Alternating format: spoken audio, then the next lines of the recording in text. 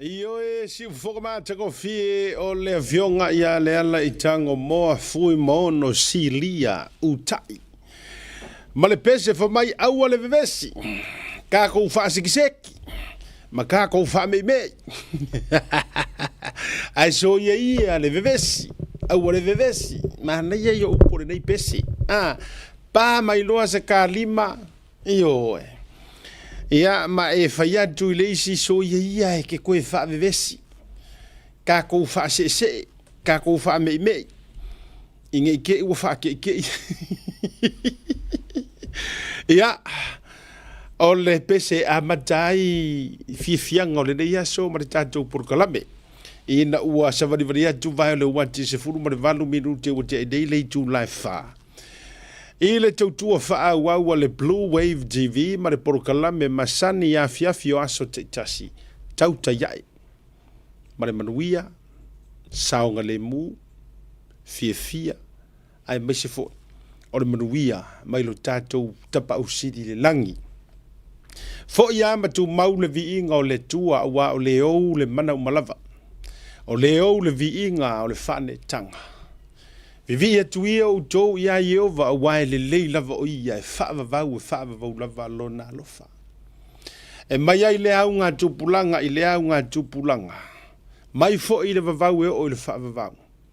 E le masuia lona anga le lei. O ia o le tua e whaamangalo. O ia fo I o le tua e la veai. E tali o tātou manao. E whaafufonga fo I mea tātou te ole ma whaatonga atuai. O le suafale na ua mafuai ona o tōsu, sila mai mo usau whai atu. O le suafa fo I lea le ona malosi le fatu ma le loto. E tautua Samoa le atu no pele awa o ia e maua mai ai le malosi. Oli I le lii o le malosi lea. Fatalofa lea. Le o popo tutu. O lo tātou watunu o mai ta whae fia o le nei lalo langi. Tuli manu e wha, pe a whai tau talanoa le wha ta wha, a whai tau talanoa I le mari o lasi. I alo no winga o le la poto le kelope.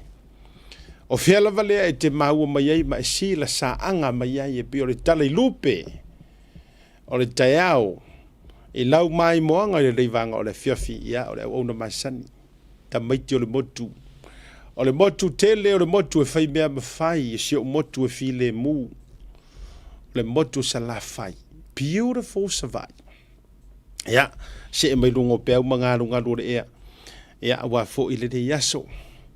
Tātou mili tino ma mili a la whau. A wa ua pute whanua. Wa mutialo tātou wala I malo. Ia, wa anoa le tātou maftanga. Ioe. Wa ai nā fo. E peo tala e whai dia mapu e ma dia mawarulunga lo tātou watunu. Ia, I le whaasonga la o ao, ma le tāwilinga o matangi.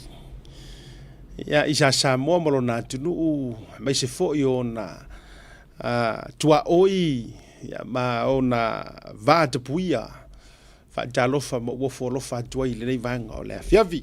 Peo I o le tala le lei, ma lo le to tutuli le tua. Ma lo le whaatuli vangaui. Ma lo ia le tau alanga. Ia ia maua e Samoa se atunu ufele mu. E uia I le tele o vaenga ma mea olo fia I le savalinga. Ia leanga o le tātou te le lalo langi. Ma le kala lesi ko inga e le oa use angeru. Wana oa ufo o si tangata ola. E lua vai, e lua lima, e lua foi mata ma le isu atasi. E tutu sa uma I tātou mai maue pe analua no le nei soifuanga. Ia whapea mai wa tātou tau whaia. Wa tātou tau whai, wa tai ono tātou lima ma tātou vau, whain tātou apa au tātou tau whai whelelei. Ia ai ui o lea, e le ai. O le ala vale tūlanga o swinga o le soifuanga e tū maua, tū maulava. A wa e le ea se me suia o le fōwhanga le atua I lo soifua me se o lo une I ola vai vai. Ia wa o fia fo I o te sautau te talitali e. Ia matato fia. Ia o isi kaimi kou ke feika mai. Ia e pia isi haa. o fia se o fusi ua le nei o me umala vau te whaongaina tulungo le nei porukalame a le ngata o ni vaenga na wha me alofa mai ia o ni vaenga fu ina wha tawina a or ke leo o me na wha me alofa mai o fusi ua le o ngā tela sa se tasi sunga i whaia o ngā na su mai ai whiko le matanga o le tausanga po last year ia e asi mai lungo le porukalame ma whao o mai ei la ma mai malona fina ngalo pe ma whai ona se aso fai atua il fusiua leo le aonga ia pe tau te fia pe tau te le fia i le aonga te la sal fa maruru atu le astou fia e pure si anta i le fusiua ai fa fitai foi fitai wa pe ia o se kama kuai o te la sal ia fa malo atu ia ono le la wa fe mai ai e fa fitai le fusiua mai le fai aonga te la sal fa taro fatua ia aonga uma ia o sunga i whaia onga, sunga i pulea onga. Ia li mata mai tai whaia onga, me se fo i o tama matei a onga malava. So se kolisi, so se onga tūranga lua, onga amata, university, e le ngata o New Zealand nei, ia o Samoa, Australia, Amerika, Manisio atunu. Malole ona sa, malole wha pale. Ia, se i o whawhiane whaingata oe le tātou atunu ulea e tātou te siva tau whai lungo le porukalame ma lore soi fua manuia nai ta mama tina matua whatalo whatu le fionga lau na fusia ta mama tua ia misa tumu solia whale la dai ma aukilani New Zealand mai mua mai fo i le nei vanga o le fiafi alo whatu asiata nagata ilea le fionga le whaalo longa fionga whale lau na fusia le fionga misa nai Yuli Pita ya male fritua ya nana ya le mafuta mai na i le pito nu ulea o potni is it potni ya le na ya me se foi o le tina matua por feunga ya teo tapulosa danga sapa ya mai i ausitalia e me se foi le visa le moa mafuta me fo le vanga na fiafi fata tamati le lua me te sisi ya isini Australia ya onisia taimi fo i tate afe se fa malo ma fa ta lo fatu i lo o tau pa ia malo o tau ma malu ata lo fatu se uso le fionga ia fonoti io tupo ma fritua ya mona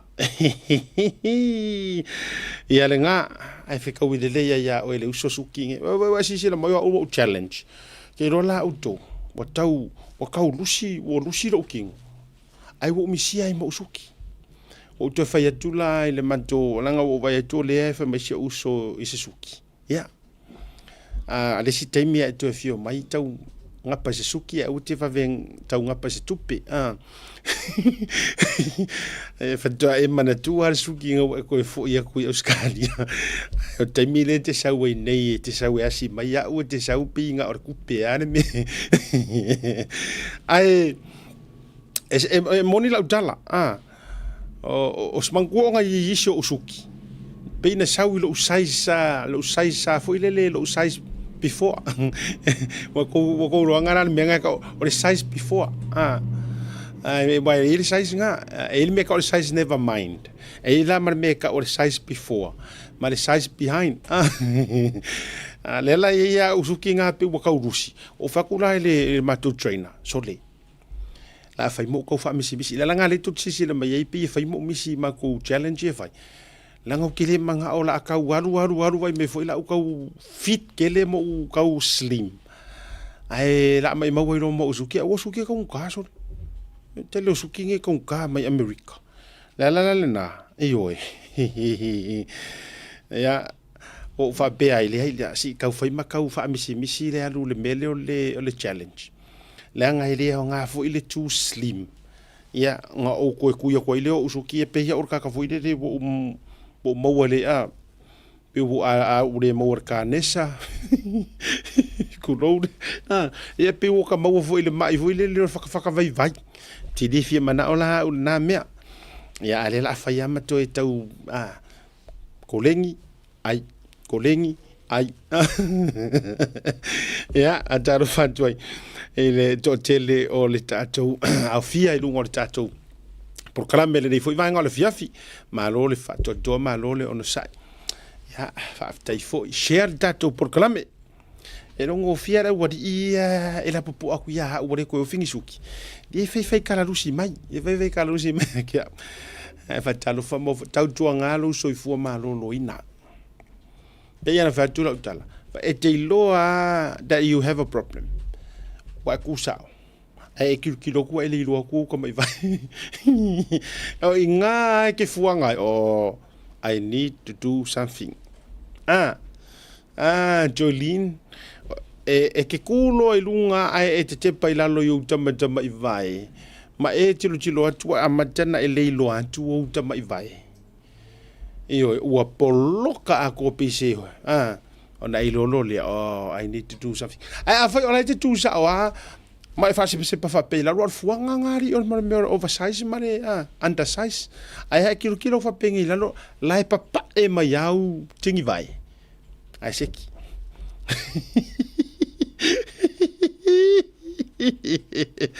a talo fatu to finga mika faleao asiata talo faya le uso malo le soifo maua ma le langi e mama ia ma utou le totele o le tatou proklami malo fa talo fa ma o wofo lo fatu ia ile nei fo i vaenga le fiafi o le tala fia wa maua la ufso o ta inga sto ina fo ilea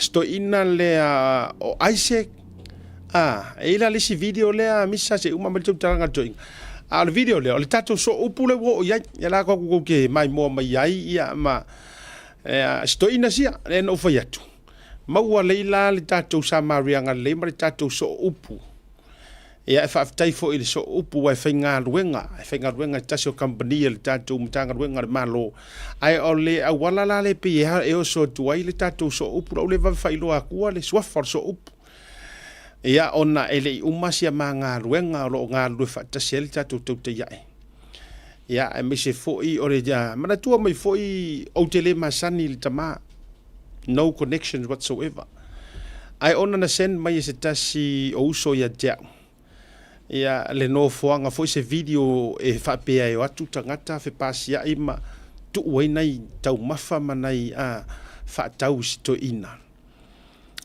something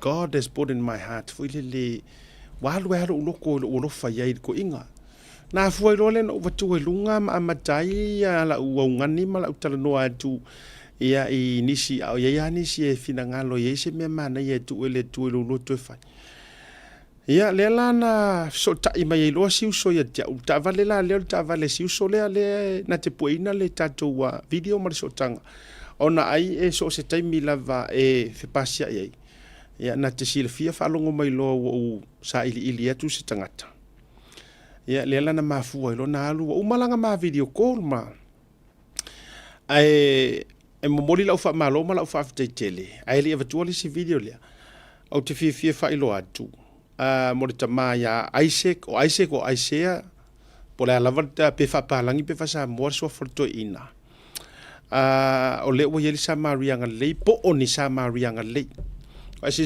mai le o ta pena la o le tatou wa lungole o le va le tatou wa drum le por kalone le nei na o yelo swafa wa fa tu mulia o mai so se tau mafa ai mai se mo tau mafa tu apa ma tau mafa e awa wai ioi mo le taimi le nei ya e so swani e fo I le tulanga le fo I tau no lo I Samoa le tatou container o lo vatu I lava fa mo moli masani le tatou Samarianga le tatou Pacific Link fe nga fa mo na ma le fa tu ya rita ya mai fo le tununga e fa solo le lava ma o te fifi fo fa ilo atu to lua ni si o Samarianga le fo ese mai le tatou Pacific Link le ua e ia le tasi le na so te mai te o America Samoa e ia fo I Malaysia tatou wa Samarianga le sa ma faʻasoa le so na fi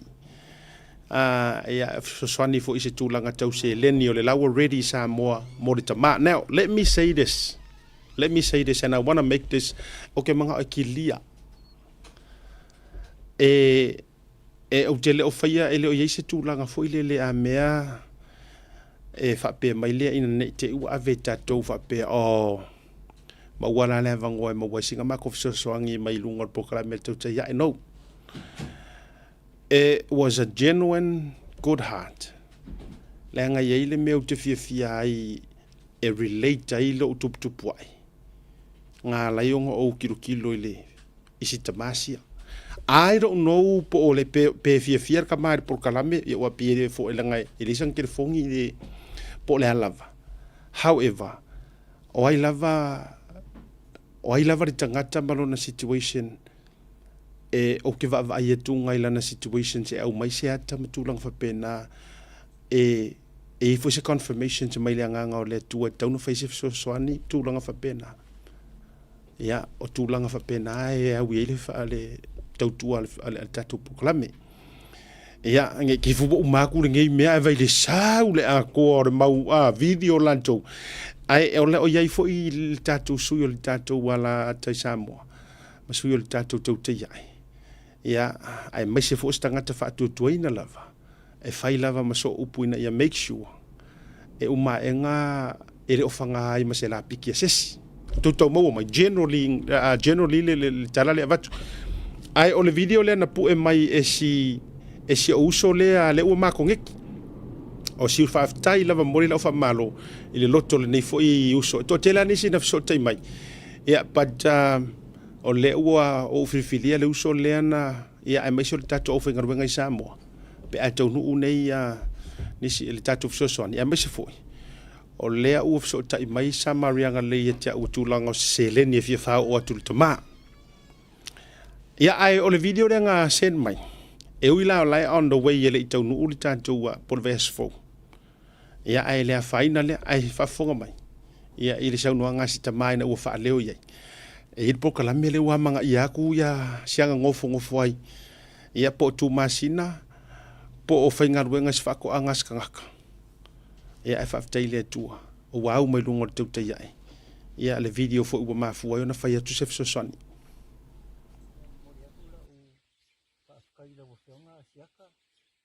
Le kako makanga i le ia so ia. Pawe ho ile ke nga ia po kangu onge po kangu ma so ka inga wo kako mo ile makanga i le kula. Le la mawangi ia rofa fa pe o la wo feonga. E win kako va mau le pasa ia le tain ko fa ngalo mai sa moa i kako makanga. Ali. Ya. Aki ora vale a o ai na asiaka ma makili ke foi la fionga ya ba ai la loli ya molia koila u ka kaitele la wa fionga asiaka pio ni ko la wa ka ko so ka yai wa bia la vale so nge ya fo ka ngonge ma so male mo ka ko mo wa so ka inga lingi kula kai kele a lo lo fa mo lo wanga le fa fo lo fa le tua fa fo lo wola mo lo malo si asia kai o wa ka ku se nga yai manga ruengo se nga mo oi man kia lo wola le ku si ese i a ku lo yai ka ku ma le nga lo aku lo fo mo i kalo kako ke mafuka ke ilumo le foi mako karsanga ia fa yaso le tua ka kai kele i le kulai kako makanga ia la u fa kai le mala u fa kai aku le la u fionga ini kako mafuka i le ngi yaso mala u ia mala u fa kai ke songa ia baru do. Ia, alena, whai mawi inga o lea tua. Whaftai fo i e ngā solo me amal to te no tatou, whaftai whatalo whatul proklame. Ia, i le sunga i le to ina whawhianga inga, Reverend Elder Wosepi, ia, marifaritua i antu manu pa ia ua i South Island. Whaftai fo ia, tasi nei mātua whaaleanga o le tatou proklame le nei e le misi aso uma. Tu manua le tu longo e fa leo mai tūlanga o le la tapua inga ma mea uma. Ai whaafteitili. O lea ua maua fo se fisota inga ia ua tuu fo i le tua se fatu le lei o lantou loto e ta pena i foi. Ia se vaenga mo sieta ma.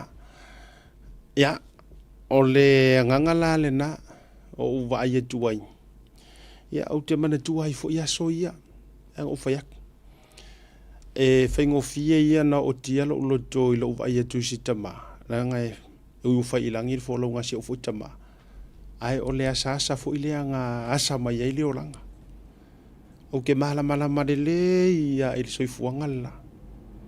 Ala na mai le tele o ata ma video na se na au mai mo te vai. Haftai le uso ya pena. Haftai tele pena. Tu sai o le au mai ngo le video dia. Ya le ua maua le fiso ta inga. Ya le sao fo ile o le tatou por kalame. O molia le whamaro i paanga la vai le Tautai A'e o i lantou paanga whai pisinisi o paanga o ainga o e fo i ia lantou small business ia po pisinisi e le o whaalau i loa ina i lungo le neipor kalame ai wa manuia fo i mana ia ma faʻasoa ma stasio o tamana nafi le ma wele fisosoani se leni. I won't mention the amount but se uma fisota iatu le wai ati au le contact te piki e se lengi Samoa. E so soani ia i le wha moe moe o le Tautai A'e ia ua si tamasi ia me seo. Ia, mai leo le tala asi tamali ina ma faʻasoa na nafi. Asiata. Tu ua ele tua se fatu le lei o maloto ina ua e saunoa ma le ngaluenga o le whai ngai kangaka ia. O ngā mate mana natu fo i maa ua le maa savalinga. Tau mafai fo ina ui mai fo i whainga kā, polonga, kau mafai, ua whaai aina, ua whaamanuia le atua isia maa whanau. Malo uwa ia kunga i le polo whaila. Malo uwa ia kunga i tangata le na mātaranua. E tau ngā pisingisi la uwa whaamanuia i le atua. Ia na whapele o lo tona po i le atua. Ia, kala ka vika lo ua ngā ngai whaamanu i le atua. O me fo ilane e alusa o isa mo e kangaka le ai mase mea mi milo mai ngai pe a fa pe e umale fa mo le ai sieto ina po sieta ma ia ai alu to filifili le Tautai A'e se isi foi po le ase isi vai ngai to se isi foi tangata po se se mo miele so swani alo wingo fa metelanga o tamala le e alusa o isa mo mango foi o wingo foi ni usila. So na ona fire connections tatou so upu le Samoa filifilia ma tangata so upu nga ile ainga por se tangata tio lole o kou marusa o ia ele tulanga fa pena ina ia fai fisi so so ngai kaka ma tua tala fea ngala o mana ma faʻasoa ma tala noa masitoina. Ia e matua le e kasi asi o ngalo. Ia ai e le o iai se la to e fisota inga po se maftanga. Ai wana o ia lava. Kakala fa pe ai fa pe ki kausanga mai ala ai se o fa nga ula me fainga kausia lo ai nga me. Ia e ile se nga o me fa pe na. Ai e to e tau no lo update tu lava. A fa pe fo io e uma mo molia tu le tatou fe au lea le tatou so upu. A nga il te mai ai se. Ia e tau nu uloa lesi vaenga le pe tau nu i Samoa. Ia ma ole a faʻasolo solo atu lava. Ia tūlanga o nei whaamanuia ngai o oa e tangata na meli mai a tau i Amerika Samoa ni tūlanga e oa i se whali. Tūlanga whapena. Ia, tatou malolonga. E uto ai tau nu usunga Godfather. Ia, ele levanga o le viafi. Ia, ona whaawa wafi lo le tatou proklame. Pei ona masani ai. Mai a tatou whasalong whapisinisi. Talofa lava o lo ingoa Italia Tipelu Masters na o tuputupua e nei i manurewa lo o langa atoa. O mātua lo tama na whaavaina le e whakasa I Manrewa. Se o ina toina malolo penisione, Grandpa Arielu Tipelu. Wa whai langi le wholanga, ai o lo soifua pea grandma, le tina malolo ia me Tipelu. O mātua lo tina, tuai wafau aleni, masi ia aleni, ia o mātua.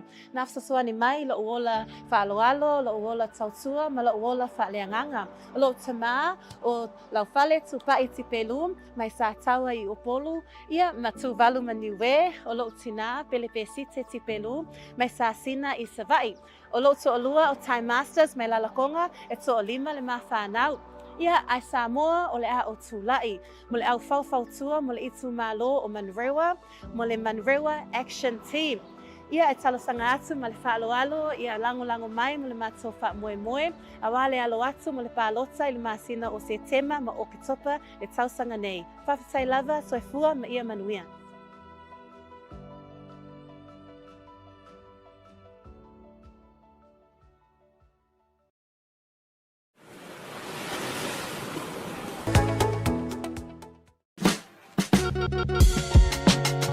There is no better way to support the 685 than to buy locally sourced goods.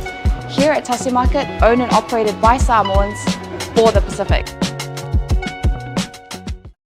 Affordable funeral services. Whalemaliu, a tamawhanau Samoa, tonga I Okilani New Zealand nei, o oe malo aiga.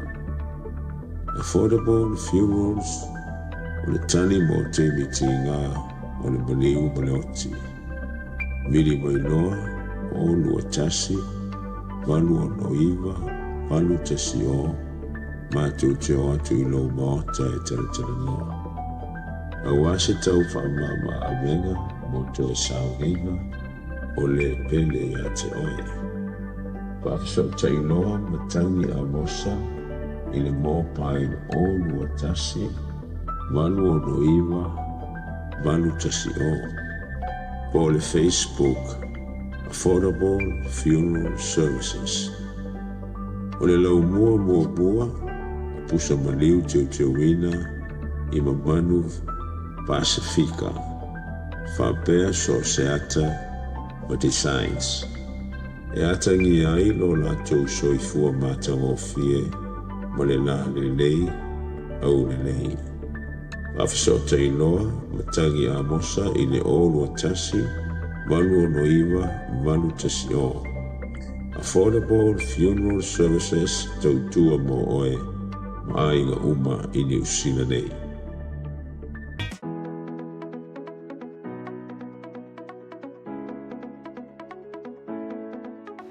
Hey, have you signed up with Blunet yet?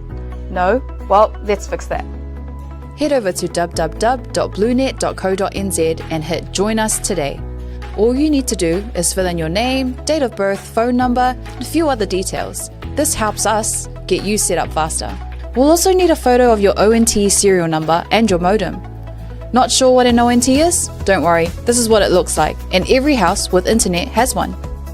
And make sure you have a valid ID and a utility bill or government letter to confirm your address.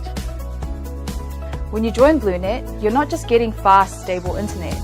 You're also supporting shows like Tautai A'e, Breaking Waves, and Sports Salanoa. Your Blunet subscription helps us bring you more content. If you sign up this month, you get $10 off your first 3 months. If you have any questions, call 0800 258 638. Join Blunet today. What's up guys, Lupe Soaina Auli, Joseph Parker here in beautiful Samoa. Make sure you tune in to Blue Wave TV.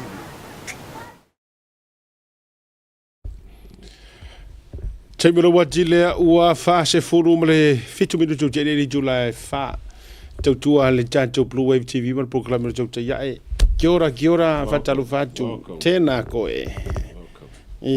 Hi there mai. Ja, whataru whatu lausunga le ataua Godfather le nei aso. Malore for lau. Ja, pēra fo lausunga, kai kau kurama. Ina mai mō mai Samoa i ngoi kua fia. Ja, whawhele ako le ngāng fia mara ngāng whawhikai ngei kuaso. E lofo le tua. Malo whawta. Onga o leo ke mankuanga e ngai sau ngō mai e lua au pingi. aulu. Ia. O le ala la kamanga I la mai. Kamare of fai loko. Loko. O ia I me o international. Ia alu le fafo ia se fo pinge. O le o mai le so le so la pinge I la pinge nga mai le e si tamai America. O le la ka su o pinge. O le lo se ke lo me nga mai ma o po ke yo le ka su o pinge foi la pinge ma ka o kia foi pinga mai. Oi, wangaro. O le fo e fa mo ku mai. E la pinge nga mai la security fo le mai oi. Pe lo ke ka mo fo nga se e tang sa a pinge pe se pinge a se kanga ka se ami. Ia le ngo yo ka kanga lo fi mai ma fusi ma fa filo. Ila ma tang sa o mai te o mai siata. Aya mai mo mai ma fa pia po fi wa kia e ngi ka asia ka pinge nga va ko e fai mai. E ka ka mi nga la ko fo e va ku pinge fa mai ko lo ku. I ka ko fa ka singa I LA. No me la ko me ka pinge ia ka ke o ke ko o pinge a mi.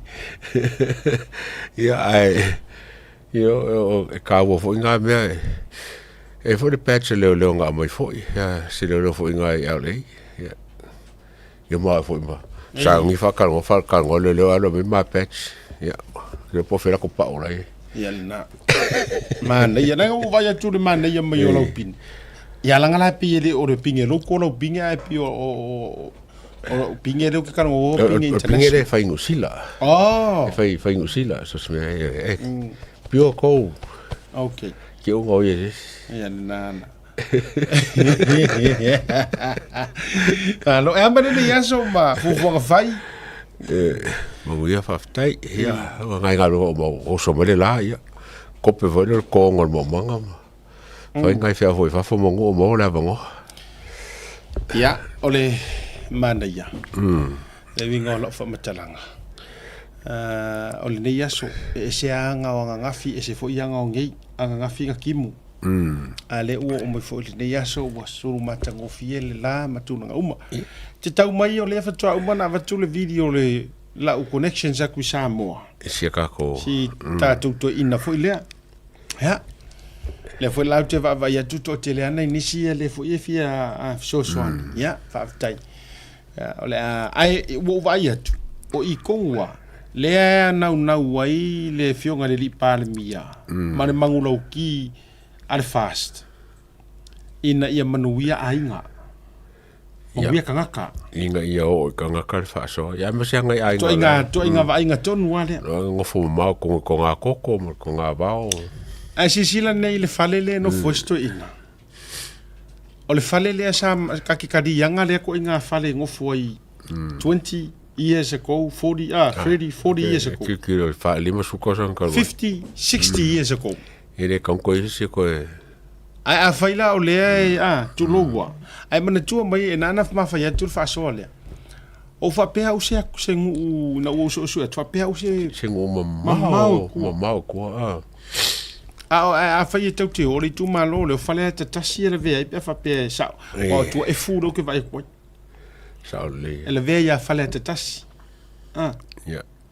ya a tatu tala no ya fale ata o nu tu taulanga o kai ko if ya ele fa bela tau te le tau le pua malafo walanga o le au te va vai atu o le tama e pe ya lai no fo se fanua o skangaka po o le mea o la mo pusa la o longa o langa la ngofo ya o ele fa pe to ya se mea pe le fangua pe e pos fangua fa la inga ngofo ya io ya o le ngala le o I tonu ale I fa no ngole fionga le parmia ina ia manuia tangata uma launga tusa awange I maua ka ko le ko nga me foi le o le aru ai lungo au mau mea ia ala man toro ta toro a feru lima ya si la tula il va ngala ya ai kai ngange ai aru mo singa mai fale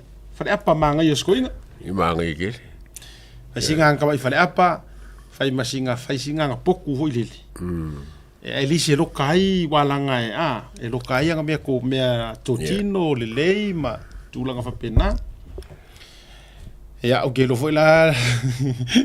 Wa to nga me foi nei se ma di le atu. Ya, o foi la tatou por kala me la o mai mo o mari to tele. Ya. Na ona fa longo mai foi ya tama foi nga fa le ngo skoi. Ah, o peko me ko nga fa fonga mai ya o ka kai nga fa le ngo skoi nga po por ka foi le ngo fo skoi. Ah. Ana fa fonga mai ya ma fa longo mai ya me ya a matalo vo e siwa fa pe uma nga fa la kala kai or ko inga me. Ya. Tu foi a mai ale kausanga nge le 2 miliona lo fai. Masalo o le upgrade ka nga o le o soi foi Samoa o le kasiva i vas fulu. Pa o isi uma mau ko. Ya. Ka nga kasiva i vas fulu nga mai luma. Ya. Awang isi si ko ngofo ko ngaolanga le kuwa ko le iba o. Na tonu la. Ele te tauna to e maua a foi le futa te fe tu. Ele ka kaunga ko e maua le tuinga. Si tuinga vai nga tonu le te fai tuai. Wa ka kaunga fe se fa ko fala inga a se fai pule. O longa i ku malo. Am se la nga lu komiki. Ele komiki. Ma tua sa ili le lei.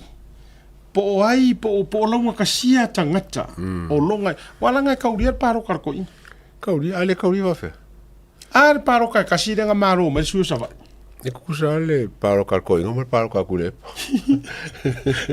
Pa tu ai ru nei lo na falta wina. A fainga mango maro mai ia fiu fa le tane Bonifacio paro ka kasi. Ka kiele recount wala ngol recount ia ala nga ku ma maro. Ya ka nge foi lua le lua mo fa pe. A foi le tu tu. So eta ua le palota. O le winga lana le tu faia. E ka kau foi langa makua fa ka ua e so se fai puli. Ia po se mingi skapo i le poro keki. Makua kuli ala ko miki e fai langa. Fai so e. Survey le ngu. Po le tu malo. Ma ai po a tonu ainga. Wala nga ila tu nga me foi le atawa. Siko inga fa kai wa ka fa ya kwasi singi ko inga fa kai inga. A fa bela o la ngo foi o ala ku masinga. Fa te inga a fa pe o la no foi o ala tu masina. No no winga. O la la yir ka kala pulea. Ya tiaula. Longo winga o la ua kuku pa povi ma me uma se fa kai inga. O la ua fai ka vale fia o fo wili o pa povi fale o loa. Ar kanga ka kongu yanga meia. Ale matua le ia fai. E ka mo le me ngo for ku masi. Ya. O nai vaenga se taimi fo tatou se ele tatou media watcha. Wa ngile fai tatou. Ya, a o ane nai vaenga na e mai tauina fo yo. Ia matulanga fo yo le. Iyo. Ta o toai le nei aso manai iau fai tau ngā tui me oro o te tupu. Ya. Ole fai kau sa mai fo ro maka kui whakaranga ngā mai kaka le whakaranga kulepa sa fai. O se whakaranga whai li whainga paroka. Ai maa ngai sa o mga kuwhai si me fo i maa ngai kia pa kako vai ai. Ole kala fo le kulepa whape ai li whai le whanga le lafo fo le lenga whai ngai fia me. Lo fam kare kulepa lafo kanga fia me. Ia. Malanga whakongunga whai a fia me. Aro le ngofo marisi kung whakai mai ai. Pe whai fia me whai koe whai. Me whai koe whai. Ai whalongo mai. E se mero whai fia me. Ngō akara mai ka ngā. Ei. Ngō akara e wahape. E le mare whai fia me. Ai mare whai kia whape mai ngā whongo. Whamai sa eva ma sa karangon fia me. Whai la kala fo le strategy fo le palo karang whai ingai fia me. Ia. Ia loia ngofo ma. Fa ro lua mana ngofo. Fa pe o kilauri. Ai wharongo mai ngai. Ai wharongo mai e se amira whai me. Ma rao pera mga ku. Ia ngā whankora wa sui fia me. Ia le wo ki fia me. Ok, akara o koe ngā mea e mai e kako, si kaimfui kako kire koe ngā mea penga, warisi mea o akai. O langa fesili fo le lenga, o fesili ale whakarunganga. Ia o sunga a kena i ono. Lai siri ka wako warisi mea kau ngai fu. Fesili kena, fesili laku le pa fo le, ia kena i ono. o la se me fonge o e mafau e fai pe aku ke o ku lai mai e fa per kala kulepa mo fa lo ko kola no me kene le ai e ke di fa lo ko kola le ai fa mai sole kwa e fa kabala ke ni sole o kau sa ku le pa interview ele fa mai le fa la fa kala ai mo kwa le ma mo me ka le kola Paro Marcos no paro ma va ngai. O ka pa me va. Ku le boy. O la mi mika me ku le pole o le spoki ku le interview kola. Le ai fa me. E ke le ba kola. Le ai. Wala ki le maur kara ko pa pe. E mo kwa le vanga ko e fa vari. Fa tu fo ko inga ka ma wanga me fa pe. O ngai me ngai lo ngo akai ngo me nga me ka pe. Ya nga lo ba me ko so pe. Mai ba e ka ki. Ai ma ya fo la si. Si ka wa ka ya so ka ki ki. E ma ga ye aka e o ki lo. Ya. E o yo le. Ya, ole ama o se fati a mo jo tatu a sofana. Ya ama e ona vatu tatu o sofana, u matu la ngone tatu wa fela ia. Ya ile tatu media watch. Ya tamaita ya hana le fu uta pena mai mona e tatu tala to po nei vaenga mana e fu e ton highlights. Ai si tatu to fati o te ro te se elo vaenga le. Ya ngalo doi mat nei tatu wa soifua ma sofana. O le atatou o mua i le aso soifua o le atoanga o le fitu suma le fitu tusanga o le tama ia po o le fionga ia mane mavaenga. Happy birthday dad, mane mavaenga, whaaftai le tua, ua ulia e o le fitu se furu ma le fitu o tusanga.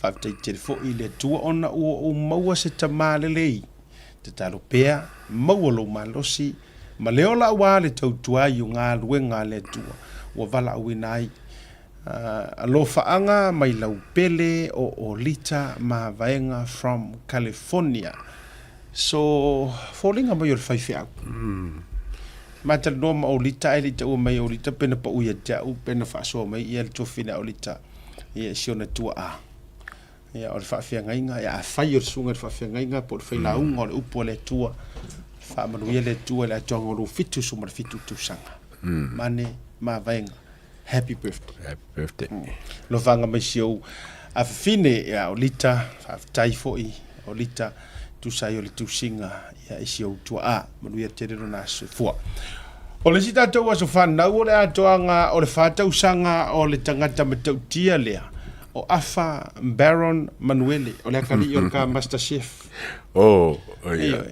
tali'i o le tatama o Manuele Master Chef i le Italian le tatou i Manurewa Manurewa Heights manuia le atoaga o le fatausaga o le tali'i afa ia fa'aupopo i le atua nisi tausaga maua lou malosi tuputupu a'i soifua lau lelei le mafaufau atoa ia ma lutino ia ma e fiafia o i le atua vaevae ko le ku me le kama o koe Master Chef fo tamako fabeo ma le tu me le tamao le kulo o le Master Chef eso ya a felo e kakapele Samoa so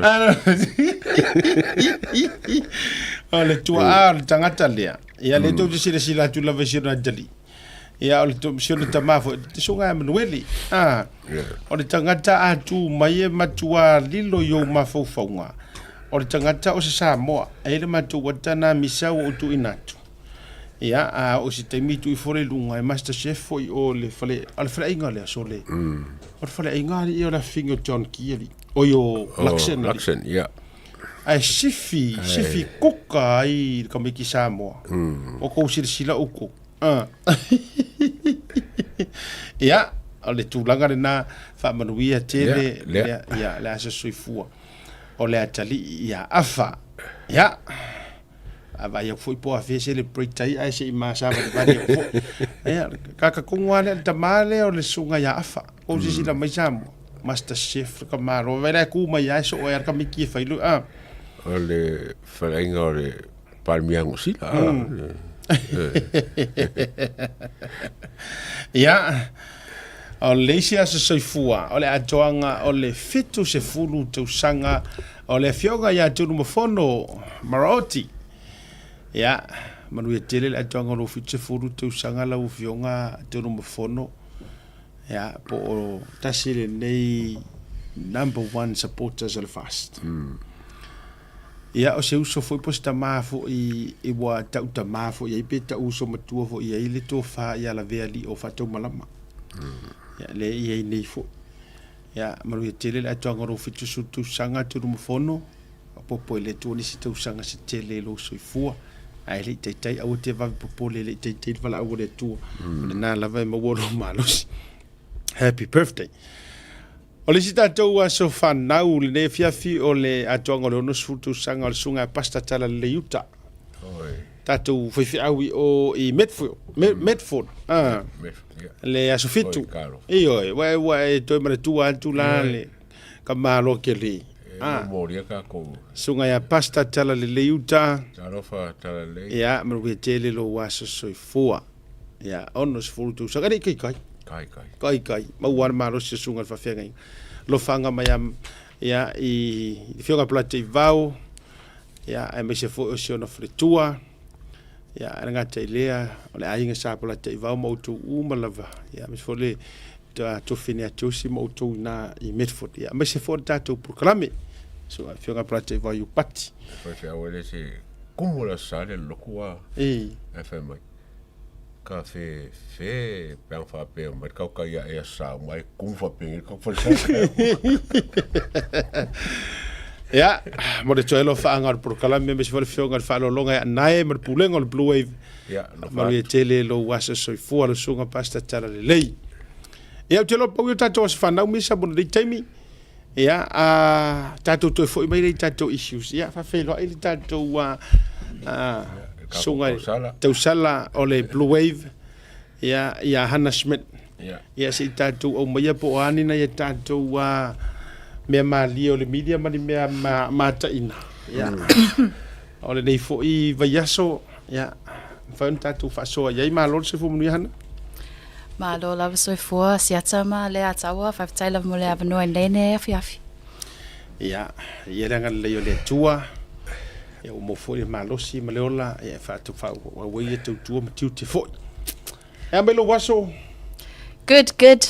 Still alive, still breathing. Did a lot of work just combing through a lot of the media, especially local media in Samoa today, but overall it's been a good day.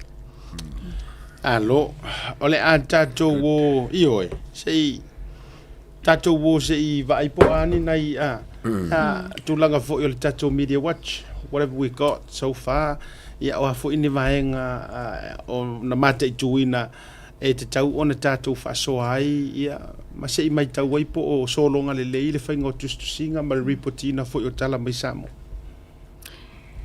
Yeah, so I've got a bit of time today to have a look through some of the news, and I know earlier this week we were able to look at how Samoa Observer have covered Prime Minister Laʻoli Alemaliato's trip to New Zealand for medical reasons, and they've released more articles from the ones that we covered earlier on Monday.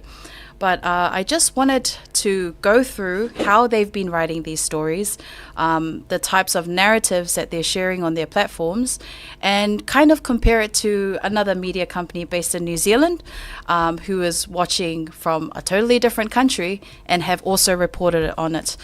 So the first point that I'd like to bring up, that when Samoa Observer first published their first article, which was Prime Minister leaves on unexplained overseas trip, they went and asked the airline aviation people for information, which they had replied that they weren't able to give it. It was against the health privacy code.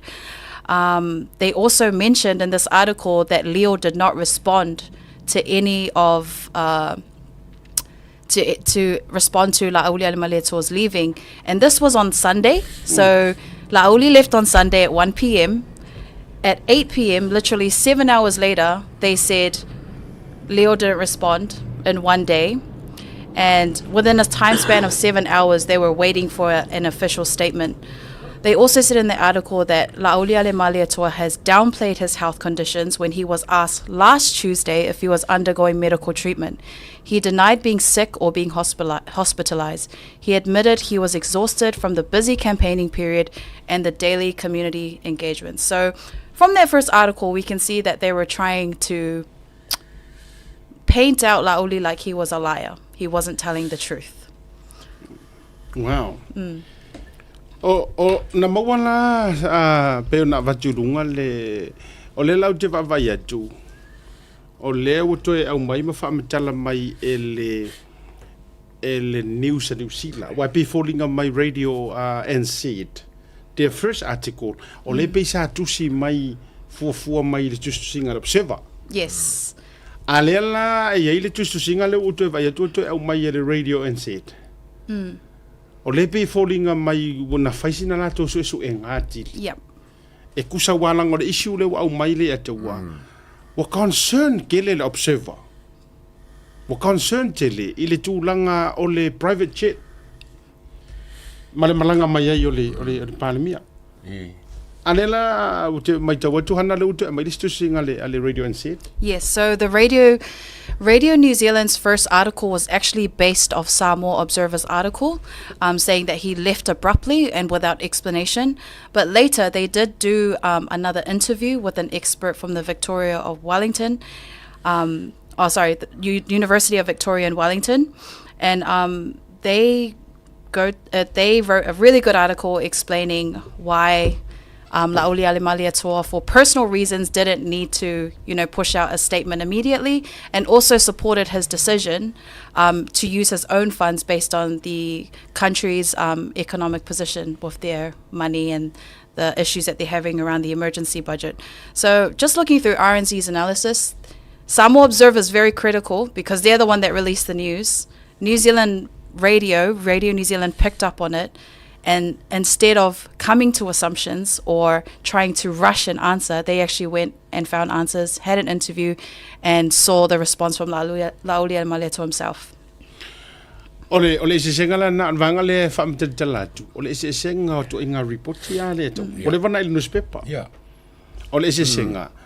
Le lai walua wo fatus tusa nei e tusa I ole o mainga le tatou media watch. Le kusikala ale foi ale ofisa fa sala lau pole newspaper o lai faile la to siaki ele nga o ngampa o solo ale la mana tu mai foi o news ale radio NZ e makua I cover a koa ya probably even food paseng New Zealand e pike fu foi la le fa le news le e pike fu so nga faingi kala fa pe ko nga so nga faingi kala I lungo ni o masaro salonga le ngore iva se fulu pasenge o kanga ka fai kau po kanga ka ngofu ko New Zealand they read this news a ka ko fa kusa la isa moa ile tulanga lo ia sa ya observe ya ai ya makanga tulanga na fa tamai tim fa itu au e mafainga ka ko fa pe aku ole Aaron Sidles ia ka ko samo pole Herald le ia ka ko a faila o le iwa se furu pasenge o Samoa e whaikau muni tai la observa whatetei. Lono wingo le iwa se furu whaile pasenge o le amatua whaase se ingo. Ona o le leinga o e sa ili. Tua patatua o le whainga malanga le fionga le panemia le ato. O le ngā runga whakuskala. E le simo I mele le break news whape wa avea ia le panemia I New ngasi. There's nothing wrong with that. Ole ponga renga wa eku ye. Kuse koe kia wha ia articles or observer. O lalawa ye caps e mkwale malama I wafo. O lako li vinga caps nga. Ami o fo eka ikala koia. Angwa peo saka ngā runga e whakuskala. Mo kele lawa ngo kake whaalo kele nga kala ma whai whaale kala mo whai kau kangaka. Ai masir fa ka wingol pepa. Ilo le mele fai amai ngai kama I me fa pe ska mai me. Le la o ke ki aku ngus pepa la ko ia e lo fai me. Ele me sere ele problem me. So le ngamo lo fai kala. O si dia kula le o la ko kala. But I like Hana, I like how le vaenga le highlight mai le experts. Le faila na tala walanga lai fa Britania a mai sa fa fain tu foi dunga. Pa le manga yo le kala ale tangata le ata mai I tūlanga tau reporting. News ang usila le fai mai. Ele ke I ka kou nga mea. Fa Samoa. That's not a surprise. Le alu o se pale mia is it private jet. In fact, nga fa fe kai ar nga kalea. Le a manga ia ele ainga mga kua.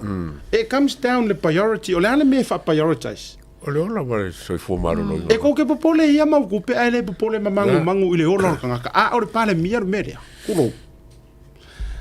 O tosi sila mai sa mo ma fo anga le ala yona mato nau ina ia tinei ale tu inga fa inga kusikala le anga o le me ku wale. Momo e fa popole kanga. Lua fa aleanga kanga. Kodu fa se kanga. O le vaengala na le tau mo fai e tui natu. Le la wa mai manino le radio NZ le la tau fa manino nga. Inga ua mai ai le la ko su enga.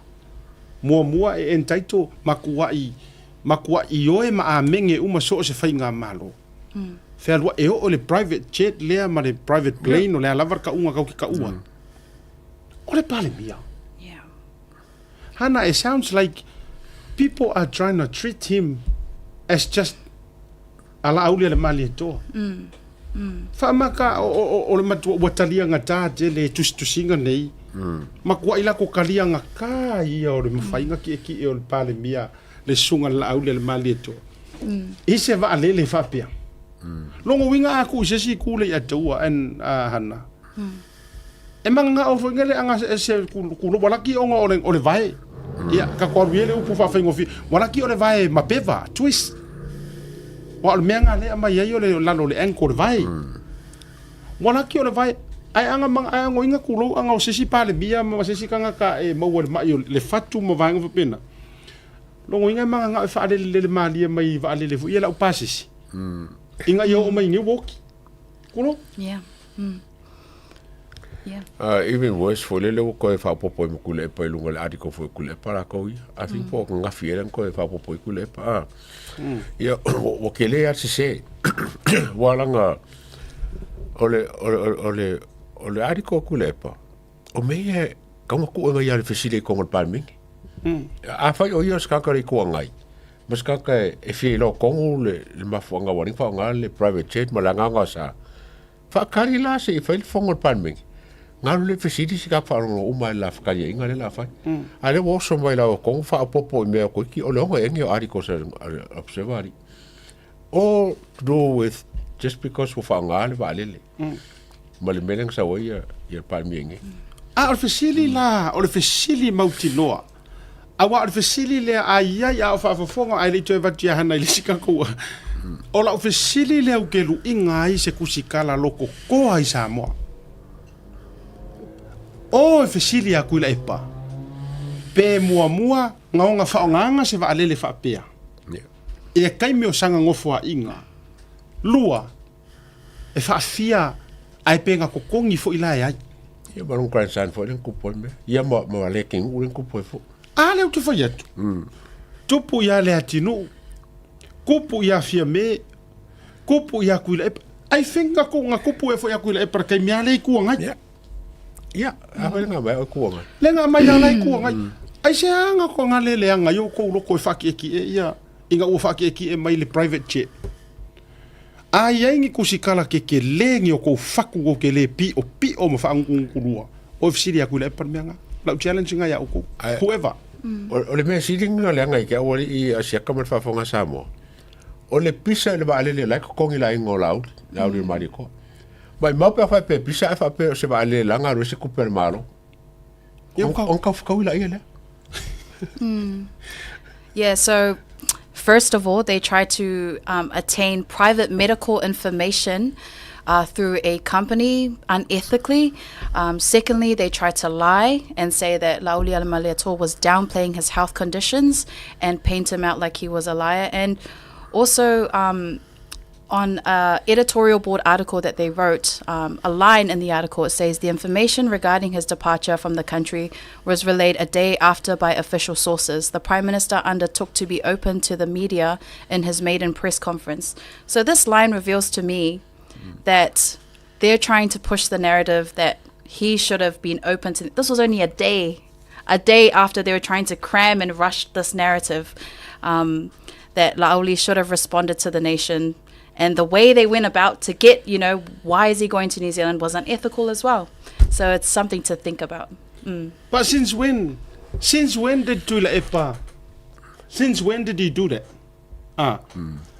Nga yei se kai mi nga sawaila kuila Epa po ofia me po ai lava kulo to filau eti alisana mangisi mo o nga fengo mai mafai press release press conference mo fa pe mai ia to wilota o te ele private jet o ngai avea o se fai o konfikinga o nga fea nga kupo nga me I mean, and even imalo American usila mauskadia when it happen aingi ko nga me fa penga mai le se fe au se singa me nga it's a personal issue mal o nga singa se paking on palmi ele singa se foi fa pe a pa me la po manguia pele ai ia lenga le ko kele la lenga le fa sau ia le palmi fa me nga ya live foi le ka mo la manguia me o mala e ke ola ele se me nga ka lenga pisa fu. And I also like Dr. Yati's response when asked by a New Zealand journalist, his thoughts on Lauli Alamaleatua using his own money to fund his trip. He says it was a good first step that Lauli is recognizing the dire financial situation Samoa is currently in, and that he's not willing to put the country in a worse situation by having his family cover his medical bills. While Prime Minister is not in a position to charter this private flight to get medical treatment, and other politicians can use the government budget to do so, it's important that they also look back at what is available back home and why they don't use what the majority of Samoans are limited to. So this is very good reporting, getting advice from someone who can give the advice instead of just rushing things and trying to build a narrative.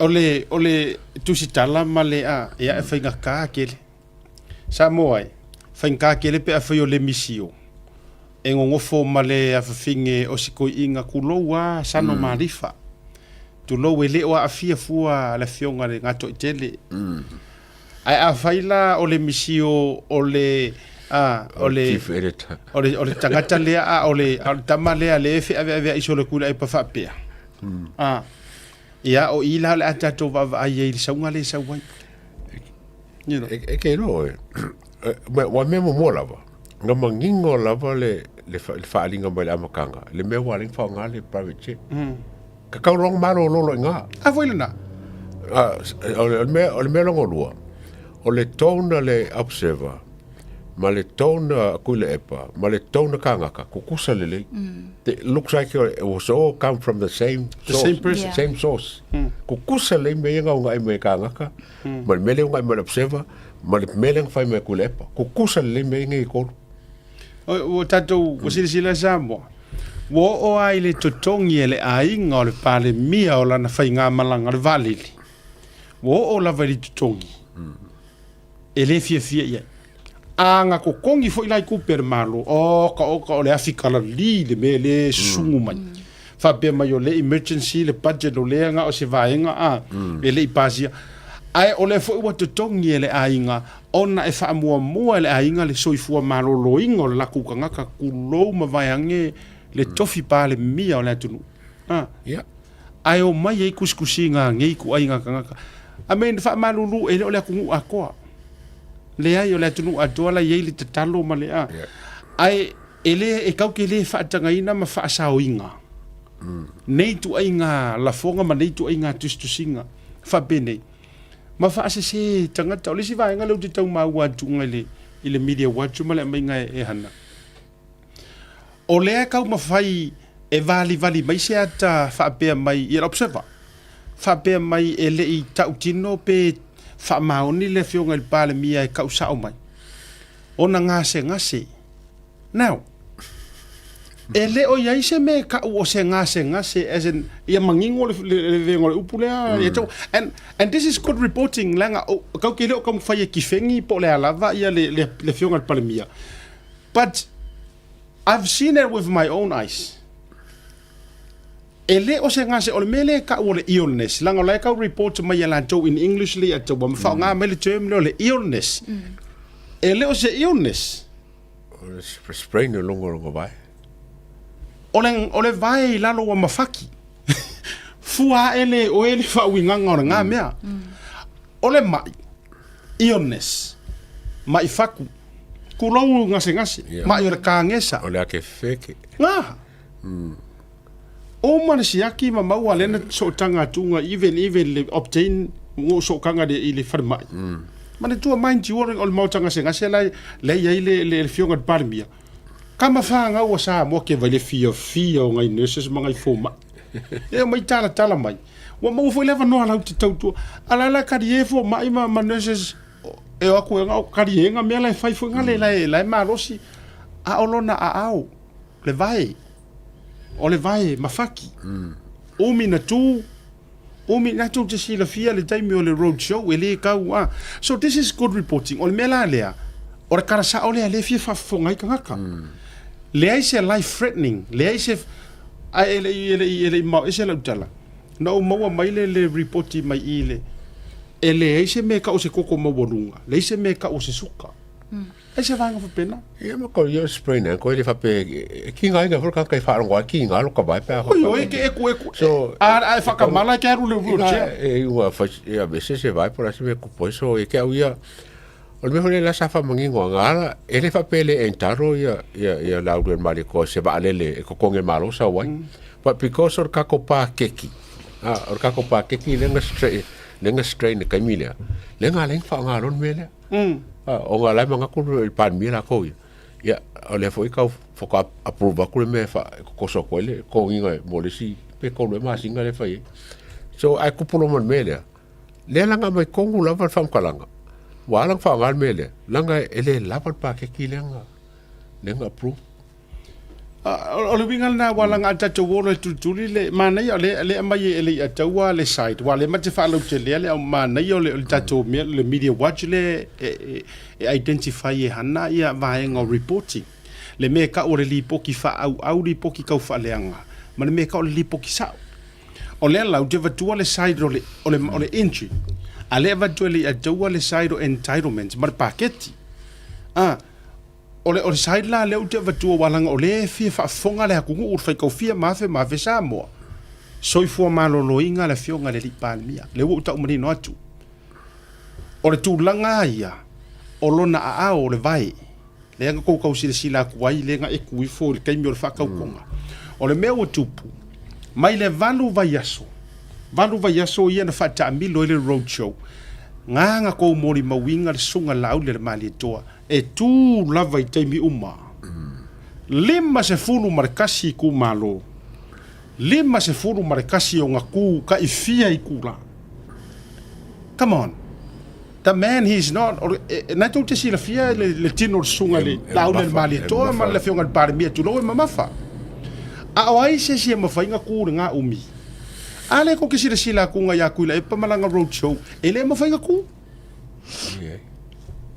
ku nga ar sa fa ia ori bongi fo ia nga sin ka mai ku ai lunga kai mi le halo introduce kong i lo kai mi akwa sa fa ia le or ko inga oi ai tu te va ai le nga ruenga na fai mai le valu la va yaso le ai ma se la ngonga or tu fa to a ina o mawale so te inga sa no le fionga le pale bia fato a langonga lava le kinga o longa vai ina ua umar palota ai umar palok ia minga fa akakunga ia o dala le na wa mai so ele se tu langa fo ile lo se illness observer se cancer to ave sa o ko illness vai po maybe o pe o pulotu nga la vele menga illness ma me va pena Yeah, but so far, from Hana, do we have any? Yes, so the next article that I want to jump onto is Tula Epa recently sent a press release to several media. It was reported by Samoa Observer and also Samoa Global News, but what I enjoyed, the differences I enjoyed was in the headlining. Samoa Observer wrote, "Funding the Prime Minister's medical treatment is a national priority," so that was their headline.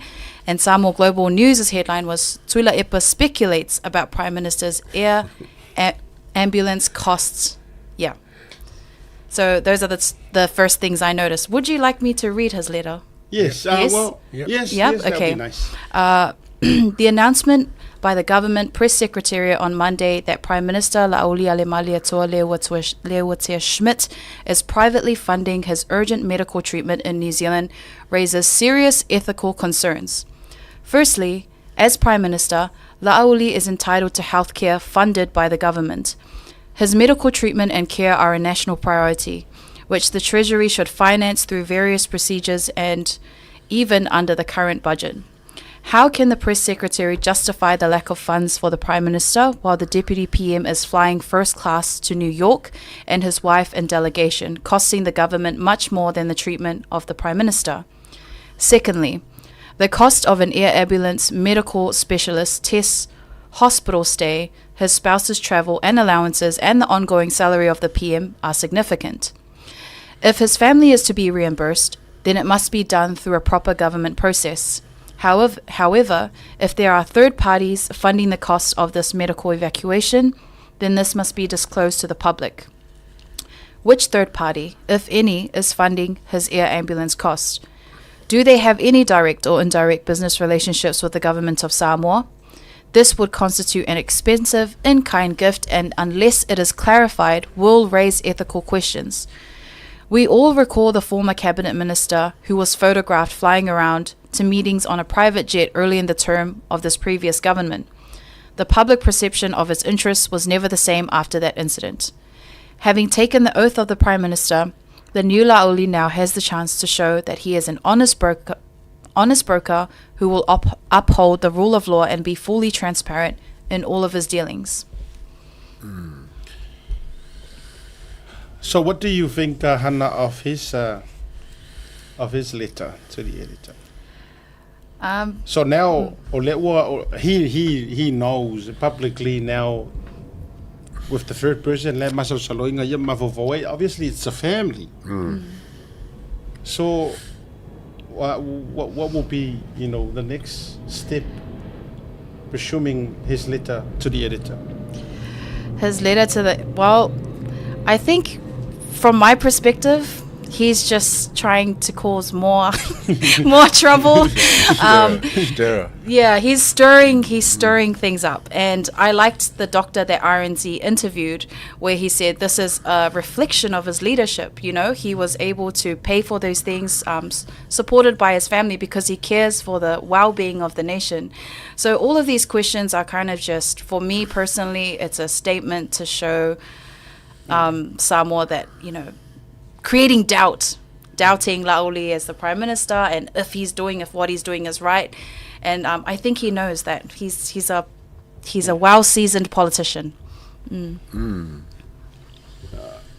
Yeah, ole leadership o La'auli lewa wakangia mai o lai whaile whongo i New York. A whanga ngai maro o whakasi. O le whongo ngai e whakaua inga mo kungu uma. Lela awai ko lupe mangisi pe ko ngisi sui o ai vaanga le ale fo e kau fa le kau le mai le silingia pe polaso kanga o le ainga mal vale le nga be ya le mai ngas le bai o la audio mai ko. So at the same time o lai manga ka mai e funga ka uale ka ol mele nga fai ai siringia le so kanga mal vale ko siringia le funga le ol vaanga le ol fo pe foringa mai kwa mix lava le sabor ko inga pe le fi ko inga i le lua palmia ko finga i lua sui palmia aka ko kironga ele set up nga fai wa pari mia o marco ko le kai mia kas nga pari mia la uri sau nga sing sau I ai fa pari mia ia fanga nge ko lupe aro ko lupe yo no ai pari mia ngelosa ai o sila la vatu le wingo la tala ku sai talia tatou malia ia o mantoni me le samo ku sa faingo fien kalia kanga kai le loko ma le ma fau e ma fai ona o fa pea wara fa ko fa la inga wa to sila la lea nga makar pa inga fa ka u ele tua vanoa e prove ai ile au vai nga lenga loko ma tangata masaro salo. This is exactly nga fu ai le fa ko fa la inga le ngi lua sui pan mia. Now first and foremost illegal. The answer is no.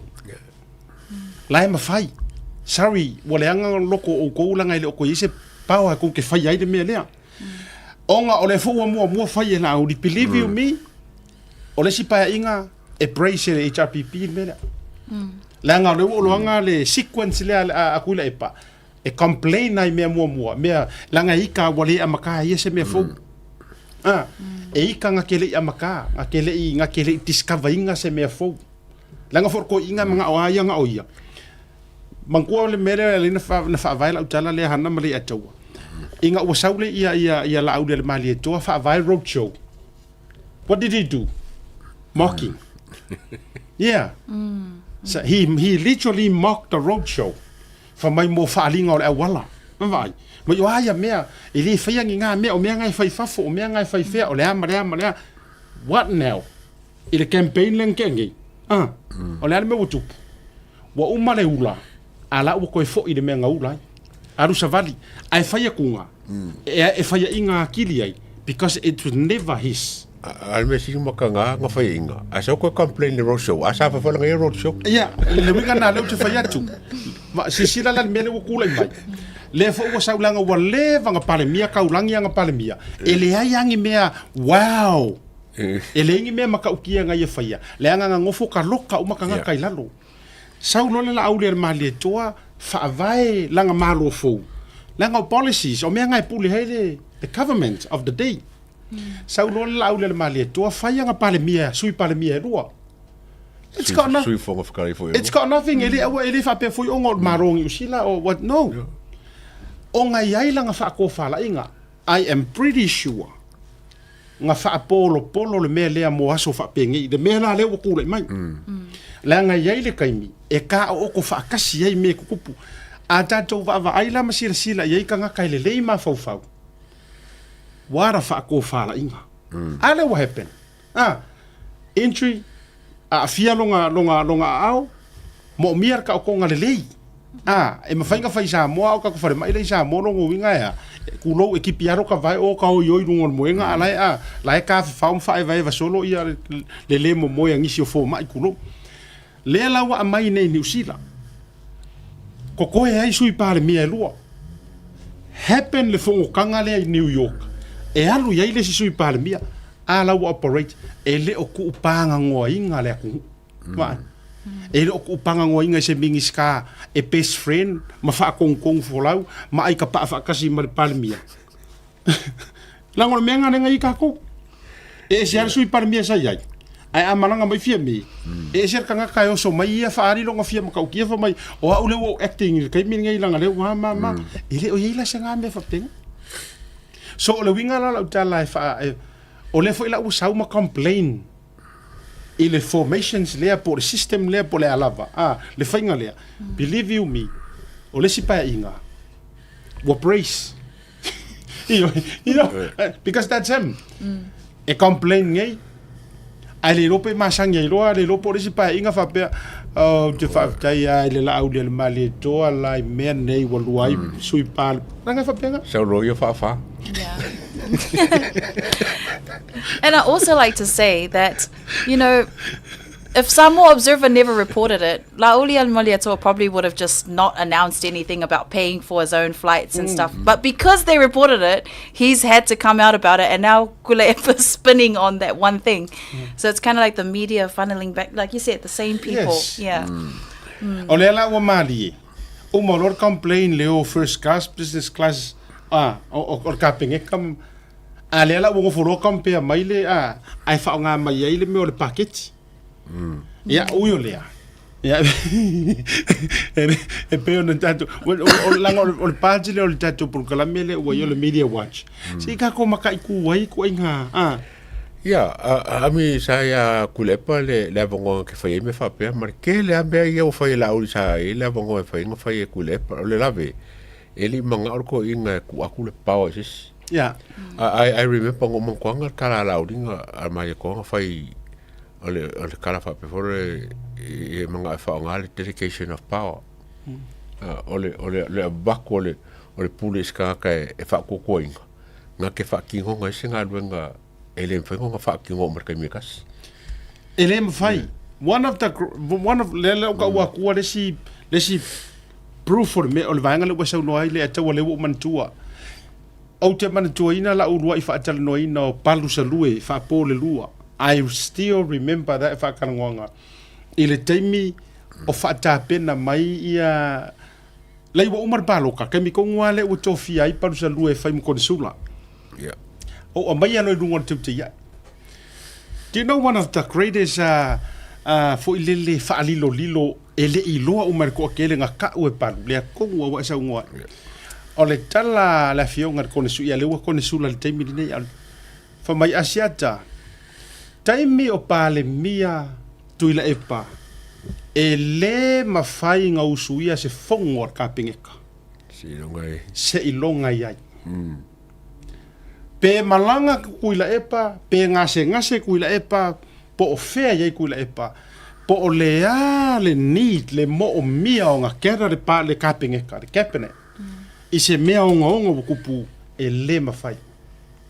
Se I vanga ngā wa sau whai. Le ngā whawhekai mai ale o parusalue. O ke whawhekai I le fast, taimi fo I o le pa I ngā fia me. Mga kua mai o le paramia o ke rol paramia mua le travel. Le na I sau no ai. Ai o ke whawhekai sa o whapiko ma le fast. Wa sui e la kou mele. Pe malanga ar parmia. A whaia o le aso fongo le o kapengeka. Fongo o kapengeka ia. O lai ei le sui parmia. O lai a koa ma mingiska. So lea la ufa maungia kongu ar sau nganga lea. Ngā uma. Lo no winga o sui parmia ia ngā whaaluper kai mio kuila epa. Pei o se te ufunga la we tu mai lunga. Yeah. Wanga on ke ufunga la. So ke o la Christmas. Yes. I never ever. E fai fa mai ia paru kai mi fo yo ngala vea I mo komiki. Komiki fo I e fa ar kape komiki ar malo. O la ko saungi nga vili mo mo fa pe o ko fa e fai de fongo mane. But because what? Tula epa has to go somewhere ma me uma. Ko e cancel ma me nga ile ma fai si. Yeah. Yeah. Me la nga le nga ika. Because he was out there ko fa perkangia keeping. Gatekeeping, yep. Yeah, yep. o sa nga re upua. Yep. Yeah, gatekeeping. Yeah, he was a gatekeeping.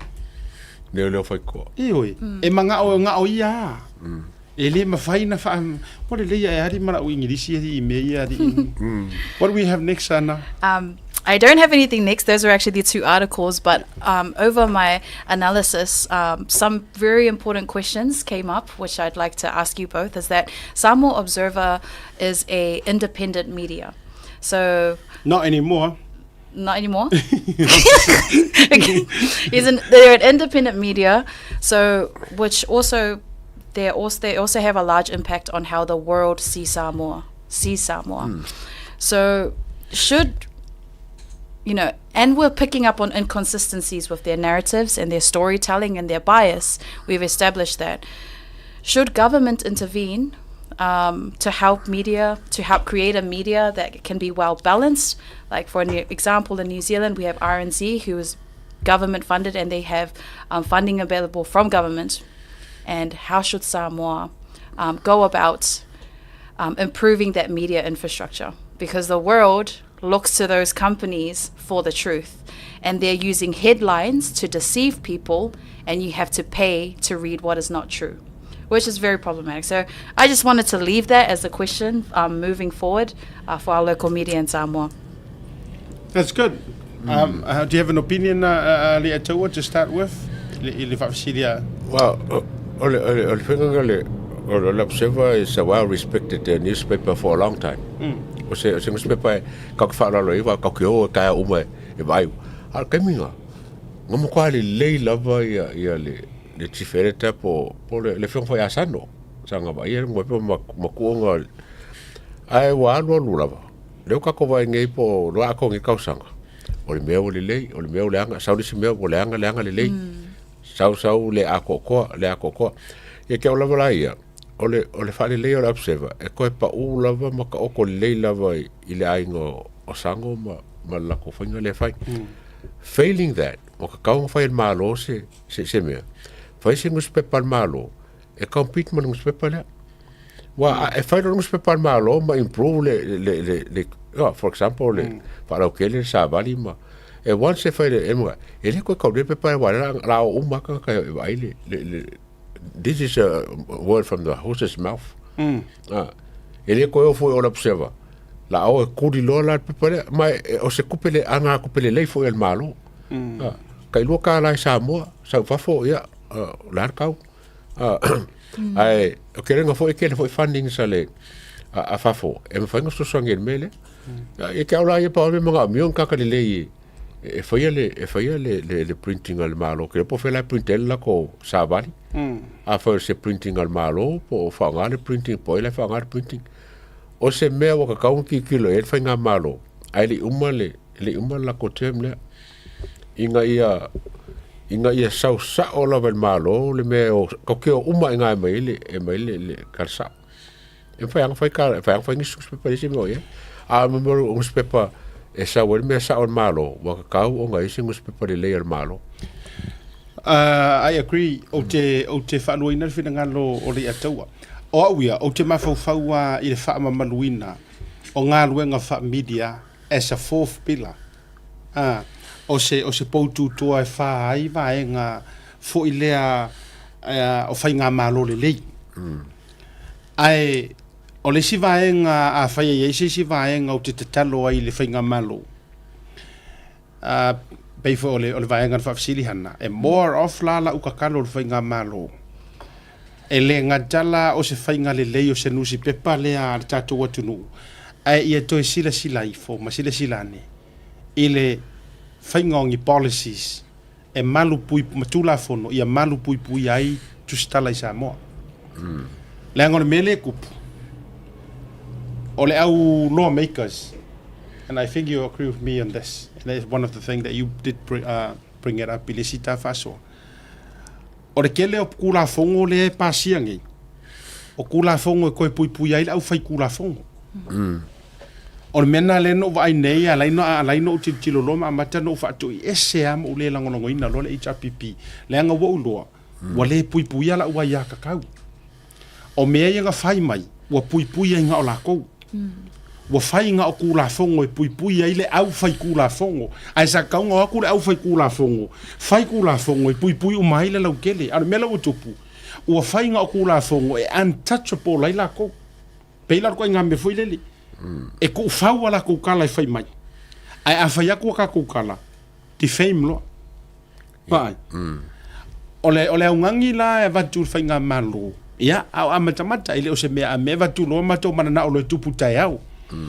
Ai ia sila ifo sila ane. Ile fo i tu o ni vaenga e pui ai. Ia mai kakau fo. A se a fo i le whainga o li poki ar kuskala. Whaasala. Ele o se abusing. Leanga ele whapea fo i ai sau ke kusikala. Nga e ka whiri sau ngoai lea i lunga kor kula fongo. A whai o tatou e wha o poutu toane i toru wha popo ma le media. Ai siria kor kula fongo. Who are you? Who am I? E ke kango ai e whaasapa sui, ma e o rengia le hakungu u iau me pepero mau me li poki. Ai expecting le freedom of freedom of speech, ma mea uma e ke arofanga ilan. Toi fo i mai lala utalai e le avatu ngole ole whafsilia le tofine. O le si vaenga pe manga ia fo i kau sui le ngor sa vali. Pe ama fai. Ama fai nga sui. Lenga wa kangia mai le ngore o savati. Ngā o le sa vali ane mele fai. E le kamo. O le soifuanga ma le so ma le o tatou iai ma le alunga le iai. Wa tatou so eska ko ngoa e merge whaakasi ai le generations uma. Ma fai kau ar pepa lea. If we have to go that way. Whaku o se whaoku alalo. Awa e ka ume hale ngoa sa vali o e waku i ka meiki ngai ngoa. Wa sa vali boring. Vai. E fai fo tulou. Awa o le makua boring or ka ngakare iai in media. O le alala na lai no o te ioe au. Ma na ia fo i le whainga ia let's trust le government of the day. Ia ma le tuatunga walanga a iai se whainga ma lo o ke ioe e na te whaatau waina le media. Le ala uwhaku sao. A iai se whainga ma lo e avelanga whaakaua le media. Because through the media nga carryinga mainga le kele o le whaalau iloa. It's a fast government. Yep. E le worry le HRPP se media. Ma se pola puipuinga o ngako le media. Because they never supported it. They were anti-media. Ma whiika i le media. So, ia ke au la ia. Ka ke malama fo ila. I le mea le lau ke whaia against ngā ka kau ka kala kua karoka kako. Ngā whaia kua ngi kala karoka. Ai se whai ngā malo e tauntutu e pui. Ma i ni vaenga o ni awa noa launga tasia. Should be the fast. Fast media. Yes. Iyo e, a tatou wo i le fast, whatoto i le tua sa mautasi, a kako mai fo i le westernized meaning. Lea ngā kako se soifua ngā, e le ko e sa vali. Waka ua fly mea uma ua. Nge wea kai mire o kai whinka wai o whaianga, whaonga computer, pasea music. Whaianga printer nge risa so e sa mo risa so. Yes. Ne e o kai whinka whaingo. Ai me se whaingo le online. Ai tasi le ala ngā tupe tele. Tasi le ala ngā tupe tele fo i le malo wai, ka ke musu e kufesiri, ai pole mea, do we have a media online fo i le malo? Why kasia kupe e koe fo i mai fa nga ina ole online. I mean you're so good at that. And how to make money on YouTube and stuff like that. Yeah. There's definitely ways they can tap into to get some return. Okay. Final words for the Media Watch for this week. Final words? Oh, no, thank you for having me on the show, Le Tautuana Siata. I guess we'll be bringing up more of these articles because we do deeply care about truth and we do deeply care about the relaying of information to the public, Samoa, and also those internationally. And we'll have more episodes coming, but thank you so much for joining us today again. Thanks for your preparations. Man, ia tele tatou feedbacks ole swinga lea. Sharon and Mo and Sharon send their love. Whaftaili tape na tu sal tatou Media Watch. Hi Sharon. Ma se fo ole tūlanga mara tu tele love o tatou. Yeah, tatou tu sina malolonga pupu a fo i mai. Thank you, Hannah. Yeah, thank you very much for tele lava. Yeah, to whaatele minister to Media Watch mo le so fo. So amatanga va yaso. Ia malfa unga fo va yaso. E tatou fa pupunga o tatou Media Watch. Yeah, I'll leave you if you tell him more so. Tato le malolonga, yeah, I don't it for malolonga. To if I'm not to elite to fitu the seven asides. Ole afa Tautai A'e po ole Tautai A'e te Patasi 7 tournament 2025. I see sila le ya taua me se fo hanai tu muli ile kako kaukua e ngofo ingei a ole ai tautua i Samoa. Sorry. A se aso foi si kako vai a kui fale e le anga mai si ya le la lau mai kako. So I am so proud and I'm happy to announce the state of Fitulia. Or Fitulia le te Patasi wa masania. Te Patasi is the champion or te wila kelenga siampingi le malisi siampingi e telo te to fitu ata tu tela noa ia i le laualunga o ngomera kasi o fiku ko kongo Samoa tau te tela noa le te Patasi ta mauli ia fa solo mai i nu masani mota wa o malisi i o nga ia i ka ofisiringia ai pe o le taimi le nei le swinga male le o iai So this is one of the best 7 society Samoa. O te fia announce mafai loa lunga o Porkalame nei. Tautai A'e is the major naming sponsor o le nei tausanga. Eoi. Ia sa unga fa bea umina i Samoa le tawhai le tofine po le tausala fai new media watch. Sa ia lunga ke kaua au inga tatou trophy. Ia e ui o lea. Ia o le ala whaina se i mantou se i tāwar vai atu le atou. Ia po ai o seisio Samoa e lua tau a ao le tatou pa o le tausanga momo. Ora sto na ila le nei. E live tu sa o ai foi. Tai to fitu foi nei.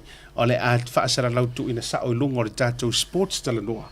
Ma le tatou Tautai A'e. Lono winga a le ingia u me whai le soko ngā iankoa. Eva i lunga o le tatou Porkalame. O le a whaasara lautu sa o mai ai. Ia, ua asia fo i e tatou au nanga tūlanga o le whaasara lauina o la kapi. Vai tatou ia le ataua. So le alala le utu natu e momoli fo i lau wha malo i nei tatou associate sponsors. O e na anga le lei mai fo i.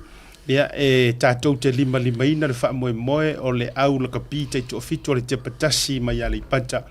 Le tatou Island Grinds, mai Utah and St. George. Ia o le Polynesian Market, ia mai Utah fo, ma le tatou Pacifica Link. Ia mai MELBOURNE i Ausetalia. Ia e le wha mai ia le tatou. So, awana i ngalo a whapefo le te mai mo mai a o le te i Samoa. Ia alu he vai kua, Samusu le whai e le te to fitu lea.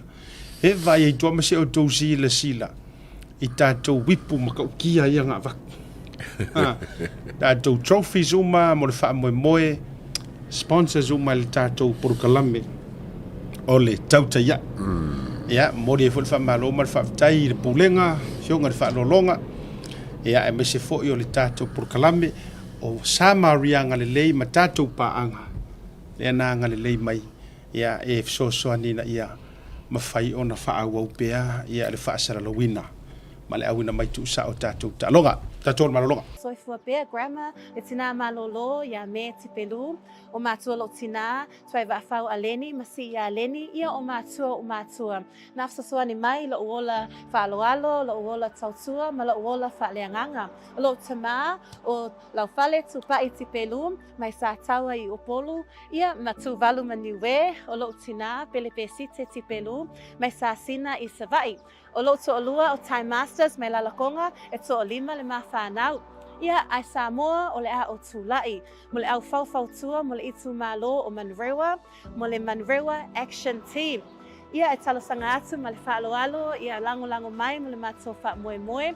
Awale alo atu mo le pālota i le masina o se tema ma o kitopa e tausanga nei. Whawhitai lava soifua ma ia manuia.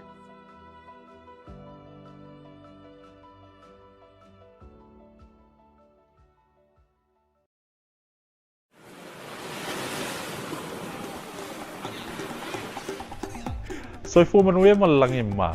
O loo ingoa o matai a leota sinau mea tau whao. O ua lo ia Samoa i nei mato ofisa o le WT Compensation Lawyers. Mātou te fisosoani tangata o a whaina mai ta avale, whale whenga luenga ma superannuation claims. O le manulau ti o le mātou au nanga ina ia avele mātou ofisa e whai ma fesosoani i tangata uma o le Pasifika. Aisea awa e tā ua le mātou ofisa tangata o le Pasifika. A whai o e se tangata e mana o mia se fisosoani, wala au mai tatou ofisa nei Prispeni Australia le o fitu, tolu iwa lua wha iwa lima wha.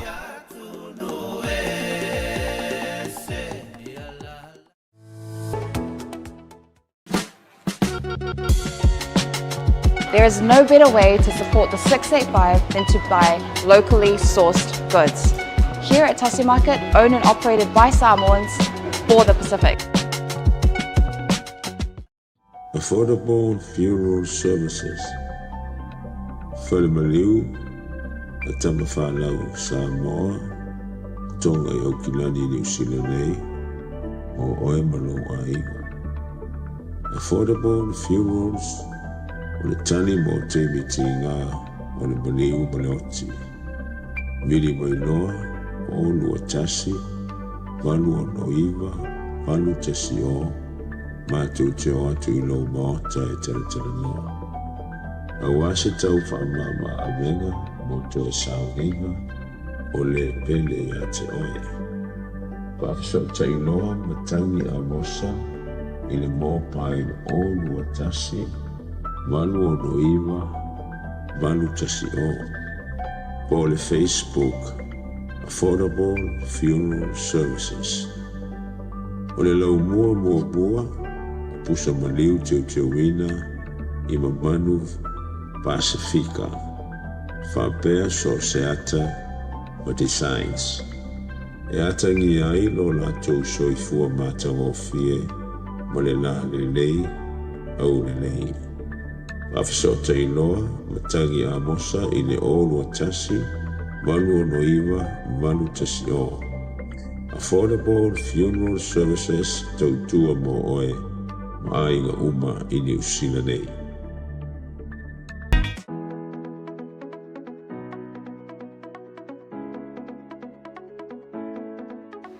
Hey, have you signed up with Blunet yet? No? Well, let's fix that. Head over to www.blunet.co.nz and hit Join Us today. All you need to do is fill in your name, date of birth, phone number, and a few other details. This helps us get you set up faster. We'll also need a photo of your ONT serial number and your modem. Not sure what an ONT is? Don't worry, this is what it looks like, and every house with internet has one.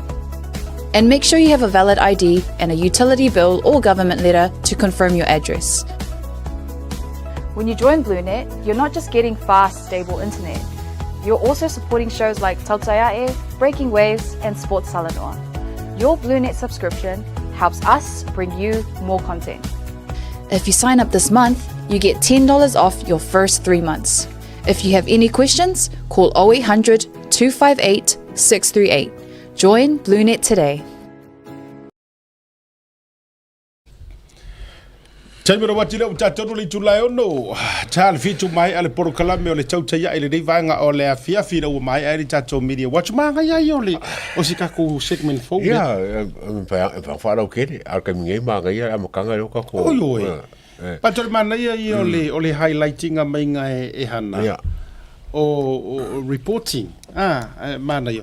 E kere ka yala a o nga mai i de vai. O le manga e foi le walanga o le view le ka ko le fafo. Marka ko kikira ku mela fa mai o. Walanga o ke mi ia o le aso ia ngar fa palangi marvanga ki ma ring fa palangi kero la ko ka wala e Samoa le ai. Ai o le polenga foi le fa palangi mai. A pele ka uta ke mai fafo. So me la fa ka ko fa sa sa. Nga o fa sa. Kusonai. Olai tau mafai foi le e tau e kus fa perkangia mo fafo. A le lavela e mai. An makwale sa o mo fafo. Yo e pe ngaro vanga la o ka ko ile ka ko connection ile Herald male. Male radio and said male la policy. Herald o le ka ko connection si. Yeah. A fai mai la pauka si o mo ko kai mi pepero nga me. Mangala le ora ko fangi la ko susuenga. O nga saulo le ko nga ari ko la lenga fanga mai a ila la ilo el maulalo ke le o vanga le fai mai la ko ari ko si fa palangi ka mori mai fa forsa vari le. Manaya tele awa e taua foi. Ya, me se foi la ele gatala au tustala, au le au fai por kalame. La fai por kalame. Ai o vai atu. O vai atu foi lele wasai mai ali tangata sole. O ke dei fiango malanga le tele ta faʻasoa media. O vai atu to ina foi lele le ngoia tiu malo. Mai fia. O vai atu foi lele sole sere ko inga fai media ri fa pe tu lo wale nga na sole ma kwa fa inga helo ni ko inga fai media fa pe kwa vai le na mata li to yana ila tan do nga na le uma enga tiro pe na ma wa misa wa misa enana mama na fa ali tu ngol vai sole ne va sole media ngol vai sole ne la ko misa le winga fa metalanga e kau faaleanga mai langa fai ngala e fai mai. E fai ola na tau faaleanga.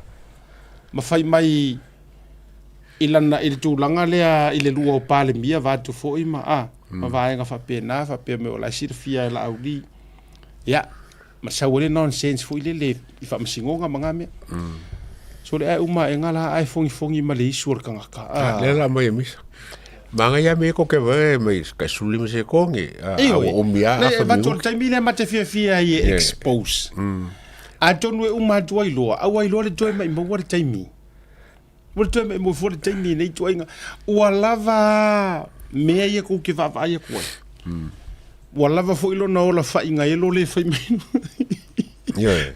atu e ma faina le winga la tala e ma faina fa nga tu lo le va vai le tissue e o ngai mea e o mea ngai runga le media ia wori awa langa fatu e o nei mea le to si la mai e fa malu tu lava ia langa fa te inga pe afuru ma ia te mo foi le fai ia e fa e mo ese le camera ia langa me la mo ta mo foi le na o ia malau lau telefoni la te fa sanga ele se producer la foi telefone ia wa tanga me na so oi loa ma le o so fongi ngole isu ma tu langa fa pena ala ele fa malu mai fo ile tu ai o so maka me ka malo luma o wa ngo mo le media watch ma aso ye fo ngi ne fai sa ia ma ye foi ka sa fo le ka pule la kulo ya ka media watch lo la Samoa wa Samoa ia te ropo o e se le tulanga wa ye le level le tulanga le level o le o mai al tulanga fo ile fai o le o mai le ta ele vatu o saule ta ele o saule fa maina o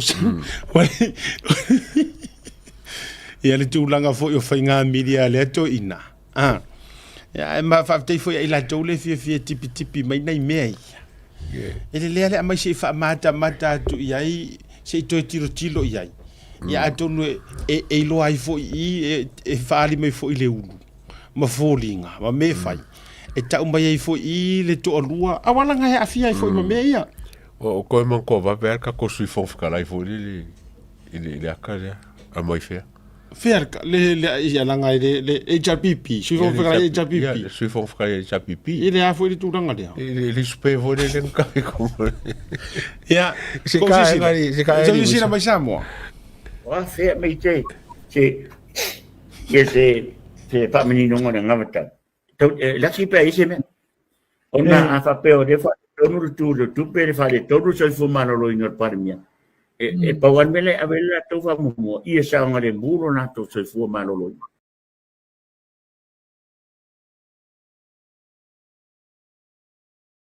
wa fe me te se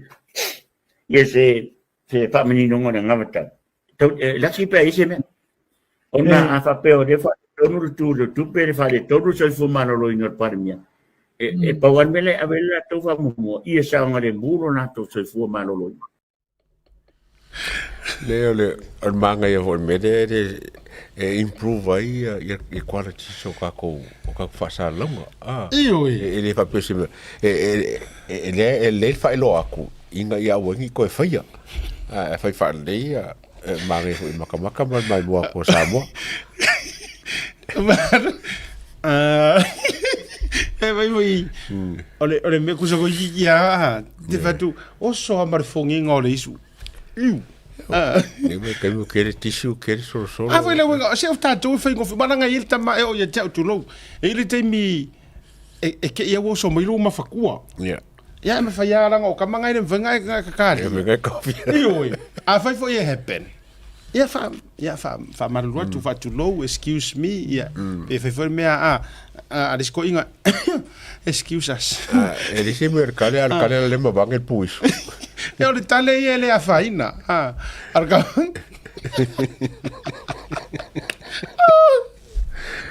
o sa o ronga ko a lua vo e se fai e ma fau tua ia tali so ia ke nga fa ai supe cafe mai rungone ma e fongi ma me uma au ke fa ko ni ka kape e fongi ko ngor fa So you can imagine the safari to tonu ni tu inga fale fa apeni. Yeah. Ai tātou te rei turi o mea ua lava leo langa whai na elo tulo le mea lena whai. E ka umai ai fo i ko inga news lai au mai. E whai inga ero fo i inga le news. Ia, o tau sila ilanga points le tau whai mai. Wha mai ai longa a sau e wha malama lea fo. Wha mai o le i sau e wha malama. E wha malama. O le le fa mai fa tautonga ia le o malanga mai le tulanga o le so fiting. O le ala le sika anyhow. O ko ia fai pule ia o ko ia. Fa kari se fa ko fongo. Isa ko isu fa si di ko ko fongo. Fa lo mo le sa mo me ka sa wa me le. Fa marka le fa barbalea, fa marka le fa barbalea, fa marka le e pelo. Ai mo kula epa ma Wanga le sa pipi. Kari si or fongo ko sile ye fa no mara sa morkat ngamo mako lo nga. Au fa ka fo la fi fo le. Ka se ka ko ngo alai limu mo la ko. Ya, le tu inga fa tu esa i tala doa le fa mai na fo le ta ele mtulanga fa pena. Ya ele faina le tulanga ai wa mavatua mo le sila le totele ya inei tu ainga fai media fa pia ole isi vaenga sa o mo ai sia u tama iso tanga mani e la tu ainga mene ole tangata na mafaʻasoa na ia faʻailo mai ia tia le tulanga o lo ia le vaenga fa fai le HRPP. This is it, by akafsidi aku na pa kasar kali le se me fa penga kupu.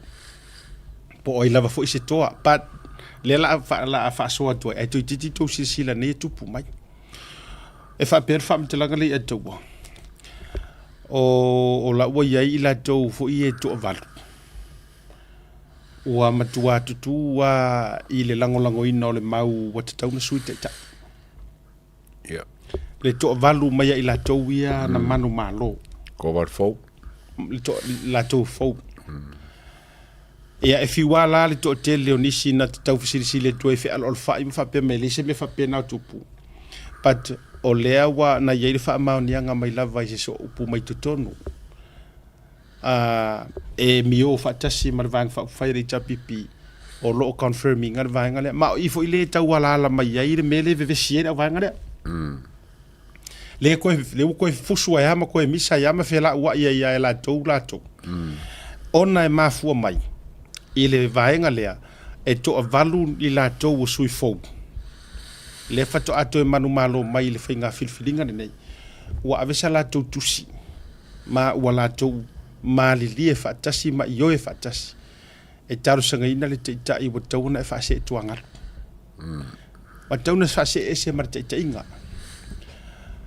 o le ala le imo mai se update pe o le ase fuanga te tai vanga ya ke ro penga mo singa ne o ke imoanga se kala se me kal fe ngai ma se me o le banka ko ma fa pa ka un kupu a fa la o kupu o me ka a pa o me le sa o ka mo ka milenga ka fe se e yo le o ka foi le fa pe o le fa ka konga a ko baru le mo kwa ku marosia ya a fa pela lo fa o wa ngale ya a kongo la konga ia mole le paki ma le lo lumba ma a kale pele mele o le pur ko ka kas o me o wa fi e foi isi i ku malo wa e mo ko le o me fai o me ke fai e a fi ai ele nga ko lo ku malo a o mo lo wa ngo mo lo lumunga ele foi langa va ko ese kongo ko kasi se me nga ke kale pe ai me ai me sari ku malo nga me o ko na tonu la vale na tonu la ia te au le ajawa mua o ke fa fe kai leanga I think it takes some new people Fresh mind, fresh ideas, fresh eyes. Ia mo la tu loto. Whawhkai ko varu. La whaingor ko varu lea. La he lau ke sila fia lea, kua sila fia kuila epa. Ai ia tia ufo i ore whaaloto tele lea. Ore whaaro ko kele lea ma ke wakua mali ia taua. A whaifo e esinga vaenga ia o ngā ai. Ua o ngā le maa wha ma ike. Le anga ngā kāku kū maa rosi fo i le vaenga lea le ia taua. Oi wha kauko. Ia. O le fo i lama te wha maa rosi au atu. Ma o le maa ua wha maa rosi au. E le se vaenga e vai fuarfonga vaa. A o whaafonga mai ku maa loia lea ia i o tau sui fau o le HRPP. Mua mak whafka iaku. Pe a whaapea o lo maua ala tau whaala inga. O ngā ila kou sui whai pule e whai le mesao. Mana tua mai. O ta ua tu ia. O tu ia sai ko kongo parmengi. O tu ia fo o lona wharetua o le loia. Ia. Po o whaau po le alava o le loia le fionga ia maiava biskota. O le winga la wha matalanga o le loia fo i lea. O lea i tele lona soifuanga au mau ia tunu i fafu. I New Zealand nei. E malama le leia i le tuainga whaakulanganga o le whaakemo kalasi i New Zealand mākungu i fafu. Ioi. Whainga maro i fafu. E malama le leia maiava viskoka. Lono winga i te tau fo ina malama le leia i lona li i le fionga ia tuia. A malolo loa se kaikainga assessing a kaikaia se vaenga whaupufai. Ua malolo fo ilau kaikainga wa umoi. Whamawai. So ia jaula. Tanga tau ma aisira sila nei le atau. O kanga ka uma ngeinga pala lasi mai i le whaakamala or kaikainga kuila epa or campaign o luafe luakasi. Ai au tima. Namula ulu samileota. Tu ia pai. O ka ngaka ngei, ngā whaia inga, na whaia ina, ona o le whaata mala o le lako kai. O lea la ua koe kūla i mai. E le i kūla i mai kūlau o le pusa o le i kūla i mai. O ngā o se le lei o le lako kai. Ngā kūla i mai, o le whaaka mala, sam o le whaaka mala o le game plan ngā whaia le fast. Le ngā luke kalango i a whale arupo. Ngā sao mai e au kima o le whakamala o le game plan wa rua sui o whale harupu. So ia te au la, o kima fo i ai au, o le loia. E te tau loa ia au tau ia ua koe mau kou avango kou ki koe o mai ei. Au kou ke koe pā u i le mea sao kou pā u mua hai fo. Ali e tau. Au tau te toe muri tai.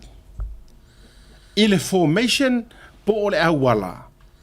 Po o le vaenga sa le whaavai sa ko whaia i ngai mua. A whai o le ua koe avaku le whaakua kuanga. A ngai o kou ku malo. Ia au tau le nei taimi. La me le fua i se tapu. E ka kaunga ko woi fue lango umar ko avaru lea. Whaafakai i le tua pe a whai o le tau ti tutonu o le tua avaru lea. Leanga waka kau o ngā mo o mia ngika ngā ka fau. La ko ke faia se swing o le melia. Pe a whaapea ua ave ese a koe lea kua kanga kuai. A o tangata mua nei. Sa mafua inga le mawhainga suia kuila epa. A le ufa o ngai lea kua paroka e kiria ese. That's my take lea tu. Mo leanga whaia kai inga ko inga. So e need ia se kanka le kai ia li tapipi. Mai alanga ma e se maloko le tapipi. O nga make manga e se kua ngai le lei. Yes. E lo se kua ngai ka whaale anga se kua ngai le lei.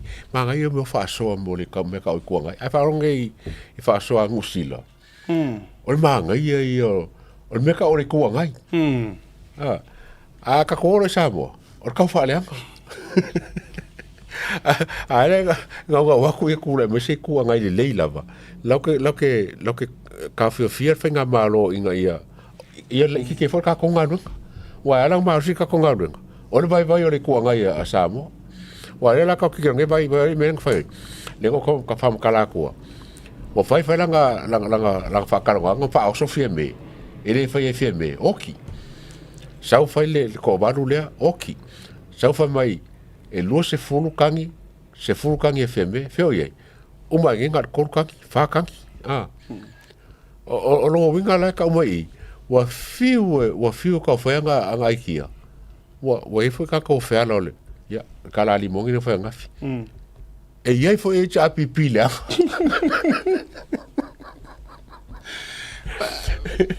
e sa lo so donga mana tu mai Samoa ya se va ku le ma ka mai so nginga le la ngole fai mai maje benefit wa uma le tu ainga fola le sa ma faʻasoa mai ai a o le i faia le paloka wa tu le malo a o le vaenga le la ma avatua inga ia se kua ngai le lei langa I believe e ke karikongu vo ave ese o tatou roto feita pena faia to ese lo tatou roto feita ma tau masui let's move forward and move on wa ku le malo ele ko ese me ko suia o ngai foi keise se le fainga ia ropa uma ilalo fia fa ya mai kor se fulu le ngala ngangi mai ko inga ngal fa mai kor se fulu ngal fa ia ko se sira mai ngal fa keise se o fiare me li fa ia na o ko se sila ku ko kasi uma yo ko mai lango umal malu fa ngai fa msingo o keise singe e baru le fa ngai ai ko pa u mai ngai cha pipi o kile ro pola ba ko ngai fa inga ena ai o le vaenga le mate faʻasoa atu ai lenei taimi se ikula i maiangi ka ngaka mua kokoa loko lua e ngau e sefe mongi le HRPP party o tofoi le atua mana tua mai le amatanga sa o avatua kasia o kala feika ke le au haters but I am telling the truth o la kala le o le kaimingi wale o koe yaingi me ka uangi HRPP followers ke lo le majority le yaingi tui la epas followers yes langa o le mele kuku e ke kau fai aloa singa kala e whaasanga ia kuila epa kulo va aila ile kulo waranga ngana le vane po le sai li inga o luka mali anga ele au HRPP la vai sila le misa mai ai ia morio oma marfinge le ua kou sila Samoa e lua la tangata ia pe ye SEA e lua kanga kaya kuila epa mai malimongi e mau kingoa le ku morio o ya limongi of course o langa brother in law za e uso na yo la faritua te tolua ai ku mo ko vi inga ya ai ku le ngali ile ya kuila epa so let's watch and see mai ele ai ma se mea ma ke faʻasoa koi o se o lela ua kaakia o ese HRPP so menga leu ke fai aku ai Samoa ma faafoga me le HRPP ia kokoa loko o kou ia le ese mai aku i le epa marimongi ko ula wadi ia au ka fai fusu ai sefe o kou lea HRPP sefe o kou paki ai o ifo pea la ko olua lea ma la media ia fusu ai au kafa ai move on HRPP fauku nga sa o nga ru va ko se kam le to la nga pengo fo yak ko e paua followers ye nguku le anga i lunga i o followers aku le epa marimongi le ala o ma sai lo fa eu ma sai lo fa a wa pe ko o ifo ke ru ko fia le fu mo ko ifo fa le o matanga sa o lo peser ke ngele matanga e o la ma kangare o ma ko lo e lo vai o ele kuno ringa nganga ole ale si me ko fa le ole ale si me to fa le ole o sila mi o Samoa o fa ilo mai e morio e mai e pi o le vai ai lo mai vai va tu langa upu e lo ku upu nga mai e to e teu fuala ai sila langa ole tua so le e mo i e kele ngese ronga ko asa ai sawa i longa kai o le kaui lea le wo fa yatu la utala lea o le taui lea o media nguku le anga ia o le taui lea o le toe whaamāmasangia, whaamāsiasi o rua, o kou. Kou ke o mai koe whikauai, ma whelauai. Melea. Ma fua mai. E le ai se fi le mūnga o kou whaia. Ngā o le kuku whakalari, Samoa, le ala uka kovai ai. O mea kongua ia ka ore au kuku afi. A le ua koe whaia whetauinga. E koe fufualai koe keu o matanga. A o tua o nei mea li ataua. Pea no uwhai atu. O tua o patatua o nei mea. O le whasalanga le ua amai. Mai whaira o e kai mi hepe nei. E hepe le kai mi wa whaalia ai lea mi o kongo le tua. E hepe le kai mi wa whaaya inga i le tua. Le whainga mālonga kele e ia koukala. Whaaya inga i le tua. Fale whaasala lau ngā kele i ia koukua inga. A le ala le mele o koe kupu. Ia wa toi whaasanga lesi hahina si lesi hahina. Ia e kukusa mala ko. A ngofo mafa fau e se le aka mai o kulepa. A arolo i. O mkwa whabale inga. Ia. Il pokarama lea. Wa pe wa se mai longa i kumamaru. Wa se longa i ku le mamaru. Ia. O mea sa kam fai ke inga ia. Fili po fele le fale fa lau e alu ye e mamaru ai. Ya waru nge iwo pes kam kiki pe alu i. Le fo wa poko ia kai o le kaukua. O sa ko alu ye. Pa ho la lo ngal makanga me mo. Le fo wa ko ka me e limongi. A foi sisila. Le wali fo limongi nga ia puroku. A sisila mai. O me i limongi le o me ia purotu. Believe you me, ela ki e koe o limongi runga i. Lea ua toi wha, koe whia inga ai. E mafua mai. O le power. E le kari kusa o lai ia renga ngau ka inga. Ma ila ia le mele la tupu mai. Lea la a tatou va ai. Saurunga kuskusi ngar vae ngā limongi. E si lenka ko ave se ia mare upu HRPP tulo. Lenga e o te whai atu. O matua to ilalo popo mamatanga ai le ngol pati. Ia te aulaia, ka ua ia, le la whetauir vahenga a Raymonds. Mar vahenga stui, o i o hero fo ia, ka uanga. Le hero ma le sili, ma le... Ia vaila dato. Ia le la usauroa la ia morio o whaiaku. So ia ke whaavale ia, e whamai morio. O le ingoa kau whaavale an mea ngor kai kaisi. Longo winga la. Wala ngolu ngari foi le nga fire hero. Ya ola wale. Longo winga itu atu fo yo tala a morio. So yo foi que ru fa vale marimongi. Winga la e kari kongu le morio. Ele se kai sili le ya skoinga. Ele se hero foi dan. But o fo tuanga la le tati avea. O tau ia e le muri ta isa o a i le tūlanga o le HRPP mo ko mangaku le HRPP pa ki ia le lei. O i foi una i ma whaalo tu tele le to avalu lea. Ina ia whau popo atu ai ma lesi to asfuru a lesi to awha. Walanga fia foi vahenga na ko sufa. Ko ese leo le lua. Ko ese le lua. Le lua le piko i runga. Lai ko ese le koru. Ko ese le koru a vese ko i ma para airo fonkoi. Fo koe mo limongi ko. Ave sia ku yai. Ngo fula ko fe. To ele na to asfutas. No wingo te talo lea. Ko asfukas. Ke ror kai kai. Nela wa ko sa or kai kai. Nela va tu la uia wa langa ele fa ya fa pe ro ke o mangu ia la ka fa ya. Ya fa ma vi ingo le tu o talia se tu walalo.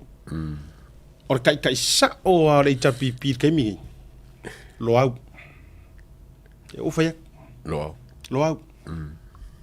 Tatia ia kulo. Tatia le case. Ma vahenga. Tatia la ua fai le unga na whamsinonga. O tato media fo ima mea uma. Ia. E saurua le unga na whamsinonga. Ka ko haru nga. Sao de sao. Ka kia fai kalia ye. O lai lau te langona ina ile o sao. Lai ai au wala koe fai tai. Ai a te ua. Opomonia. Lo au kai ka. Mangai. Ola so vinga. Ka fa kulanga le chapipi. Mangai. Or ka so swangi le la fa. Afa pe Wa maria le kai o loa. Ia. E se mara so vinga. E se o a fa pe alu ai fa le ko. Sa tu ya kai. Mana ia. Pe su kai foi le si kai le. So se la u ai fa se mea. Inga ia se fele le paki. Ia. Mana ia. O le foi ka mo se fenga paki. Ale foi lu maku se fenga la kapi. Ia. O men malo se fenga la kapi, a mo la uli se fe paki. Ma vai le mana ia. O mai le malo se fenga la kapi. Ia. Ai o mai ko se fulkas.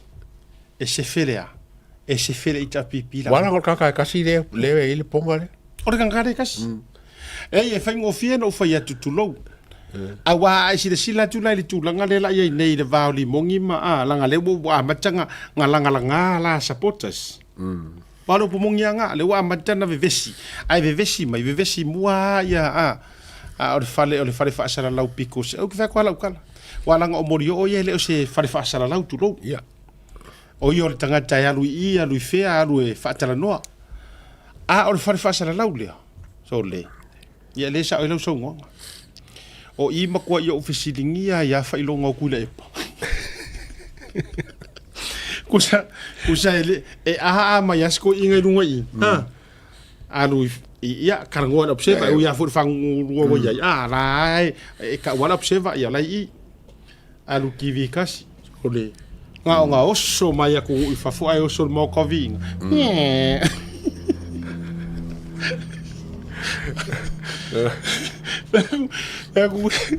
Use e fa penga fo ia e fa penga fo de wola ka o fonko ele le ya lo ya ka mana tua mai se fa tua utala le fono joy wala nga le ke fa kadi yang asu wala ke lo ala wa ia langa kangi ya o I Samoa la utala le te fa ya tu la ufionga I sui mamalu la wofo fono joy ia e manino mai malama o puloku o le tangata o loo tuli e le tulafono molia e ainga ia nga sori ngā kulafongo le ainga o kupe kangaka se koe whakura ukala lea ia e si la fia le lei o le kangaka le ke fia ke aru ilanga media o le tangata alu ese atu mai nei o tuli e tangata. Alu I oi au se kalia ma lepe ai mafukanga Samoa I meo mis Samoa nga fai o. Ai ngaru ese foi mai ngeinga sola makupe kangaka. Alu I o. Ai makupe kangaka kulou le ia ili siki ia wai o mai le so le se me ko ngia le ai ngi siki sengi o kangaka o maua. Tor menga ka o iafu. O la ula tu o lalo. A fai o se kangaka o se kulafongo ese mai lo tu fa fai pule. O ke rola a fianga o kulafongo o le fia o e support le kangaka. Le conman. O se paule se lo ia mo wa le lango se ponka. Se ponka.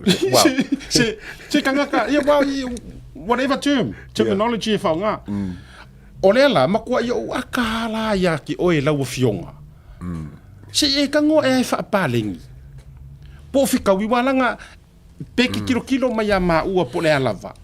Ele ai mani soli ngā tulafono ai tupe o asiata. Ele ai mangi soli ngā kulafongo o kulou. Ele ai ngi o soli ngā kulafongo o a ma ngā mau me nothing. Kako o I mea kau kupe ma mea ia. So ia tiau.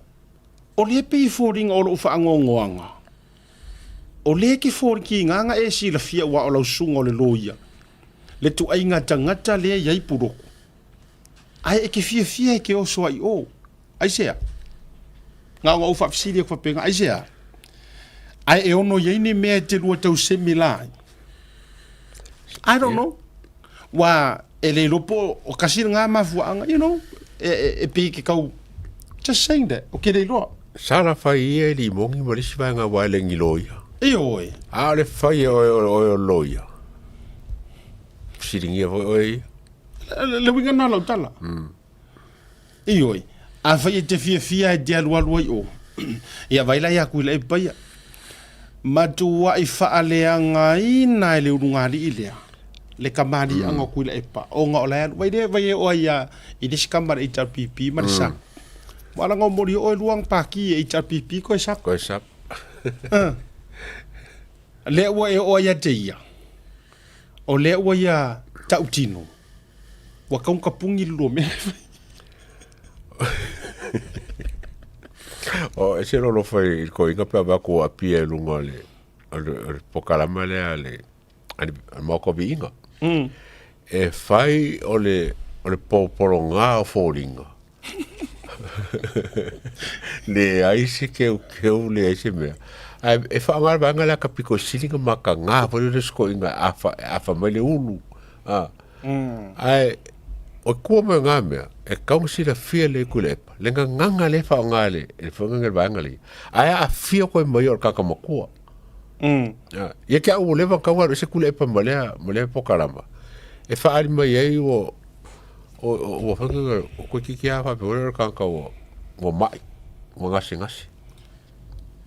alu le fa te tinga alu o kua fo ingai maybe langa o wala le tua le mala mai kanga ka le atua a wala le tua fo ia mamao e le kai la kala iso tatu fia atama mai fa matai le o le taui lea e le o le taui lea o se tang fatoi fo which is nang ole ka ki ka ngofi ka e faile analysis o mengi wala ngai fi wa tau fa vala tu to ina o fia ai fa matai e le o se taui fo ile ia son fasala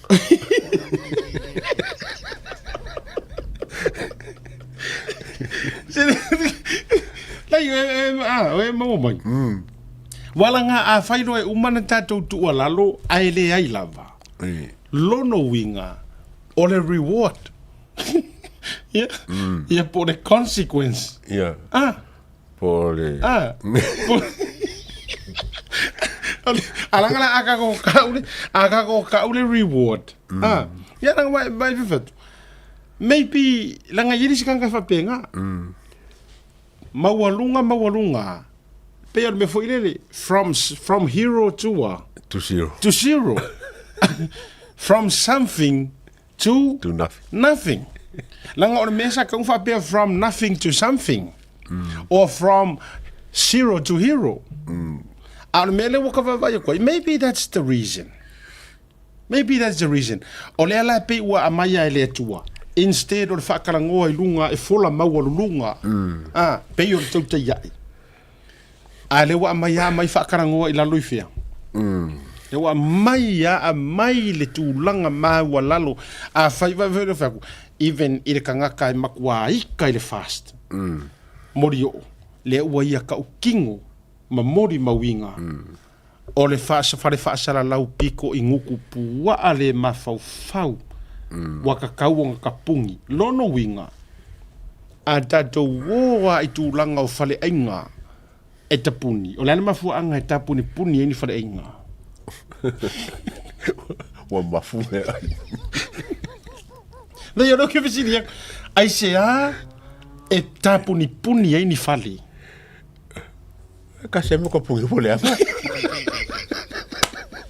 e le isi me era kapungi pole vai ta oye sorry ke lungi mau example se va a fai wa tatou I o e fa tasilanga pa wala o vanga nei o te fatu wa ka au ma se morio no ai o te I o e I de kala morio o fai okay yo ai langa mo leva before I saw morio o fai tala lea wa leva nga ma pisai so o le foi la o ko sa wa morio o ko e ka mai ka ke I o e fa kasi umala I de melea kapongi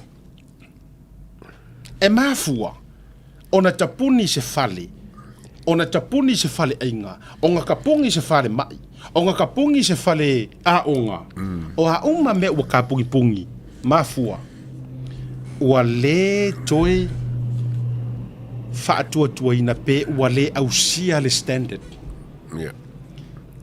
the only reason why any house restaurant store any place to low in the world that we are living in. The only reason why you shut down po le ale mele kulanga it's not worthy. Pe ua le ausia le standard. O le winga la lau tala le atua. O le ai whakalangoa ka i o le tapipi. Under the standard. Pilo. Kusa le o ilunga si ko inga. O makua below the standard ar me re oye. Ya me foi lang o Maria e le ni se maka ko. Ai o ka piki mai mea. O fa sa la la ele o me fo nga ele le Me valea. Me valea ko i. E kasi nga me foi information la ale tapi pipa fa o se la ko fingalo fo e fa swing. Mas ko mi le. E oi. Ai. O ko se vala ele msio. O me fa ele msio nga fa mi miro me le msio me. Wa po ai lava nga ai me ole. Ale ka wenga. Waku in mau ka biinga. Oka fa le kong. Kulia kuskama fong koe ma fonga ngemba di mongi o ya kanga. Ole mai e. Ala e ka kia ngai le kio le leila i Australia. Le kio le leila i Wellingkonge. Le foi ngai le kio le leila o kilang. O le kio ngai fa alo ma manga i ese. Ai me fa ye me o. Wa ka ngol me. Lo pala Pua. Lo pala nga pua leo ye. Avelo te fatu. O mana ye ona i fa ta inga examples ye tate vatua. Le anga o le o tau fai mori mawina uma le to tele. Wa kaunga kapungi. E ye le mafua anga ka kawai o kapungi. O le ale mafua anga. Ia le fuina o ai tangata mata. Te roto e pauana o le au lea o ia. Tu louna i tangata i o fai kakala. A le mining o la utala. To ia o le au tangata ya mi o whaakasi manguku whaakasi marunga ilia. Lea e fia iai. Ai ekipi mai la isi kanga i mea fu i pi e fai ma mea mali. Ia e fai ngata tele. Lea ngā o la tawa i atu. Se e pi e mamai umari se i mai fu inga o fafingi. Ya te vai tu fo ili le mai te lo e lo vai lo fa ya to le fo kwa yo vai lo fa il tamale nei sawa ina lon to lua mo me re mele ta o sawa ina matirtila waranga ke lo le ya te wa o sawa ina pe sawa ina pe sawa ina fa li lo lilo al me ko ngale ka o sawa ina makirkila nyo o matua i ese le tūlanga ua iai. Lo kwarfa finge fia o kengia le ali o kengia. Ele quer pokara. A kua.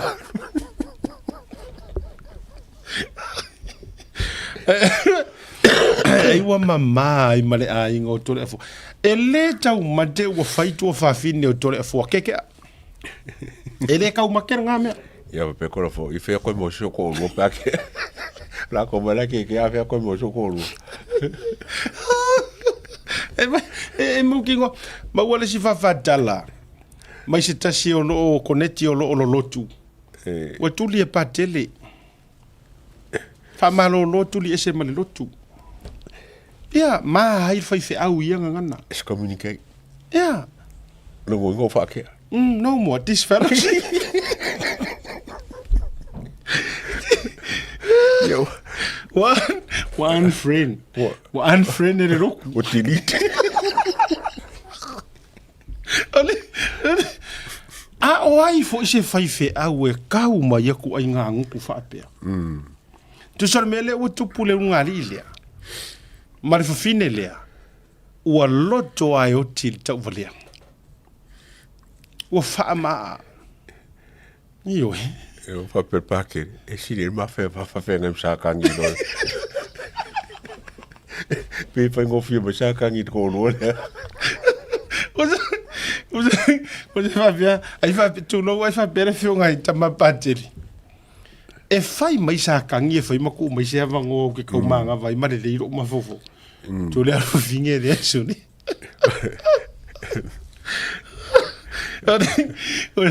Ole tala na mo mai i se so tanga va va la tele loku.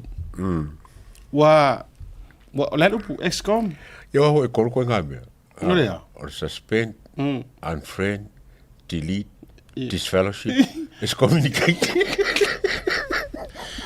Pita tau masani le ukura na na excommunicate. Kera ko excommunicate. Kera ko mo excommunicate ko kera ka.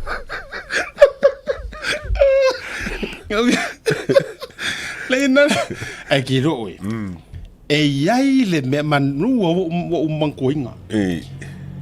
Walanga nga efisiti. O songa vo i fai ko rua. Nga marua fo e kau fo i masonga fai ko rua re ko inga fingi. Ki ro e. E iai le mea, e iai le maro si anga pe iai le mea matau tia la i loa fa finge ya kore fo. Le e ka au fie le ua kore fo. E iai. Ora so ko uma. Le i a fua le melea, wa siwa e mau ki ngoza mo, e siri ya kore mama forsa wa inga, sa wa inga i kuor camera. Ngai lo le mele sa wa inga i rumor camera. Wa pi o rumor camera, ko! Wa isi mea ngar finge Mai ko fa kula kuku no. Yo aro ko ngai o mo finge ai computer ma me umala. Wa ngai kan vida mai computer.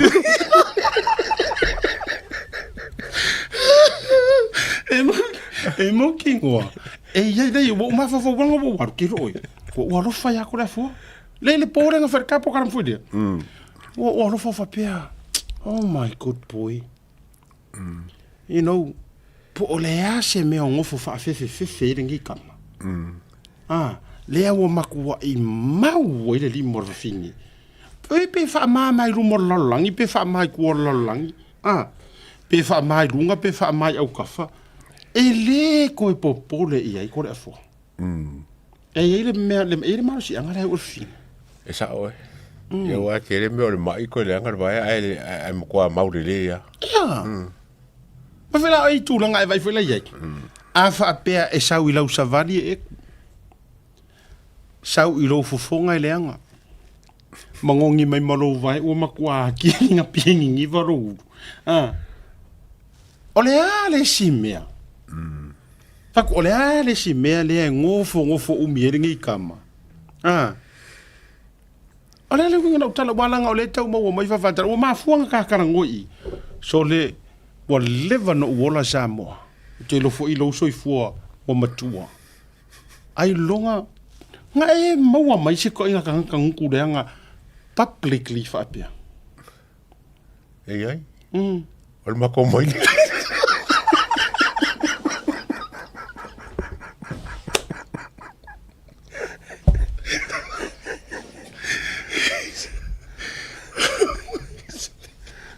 Sudi. Oh my God. Oh ya. Yo me hoi le loka ni nguku pa waka ke ka waka mango ringa ka kele mamla mo nganga al me ola. Au ke lo nga lai plau bali ko nga o voi le Ngo kala. Wa lo sa ai bali. Ala ora le.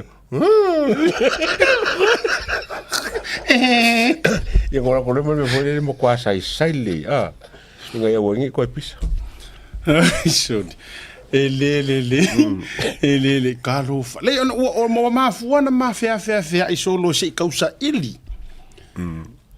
awala nga ele mo fainga ka ko so nga ku fawinga nga ngi ka no ele fa petu fawina no se fa ale mafu maybe o mo mi se fiso soang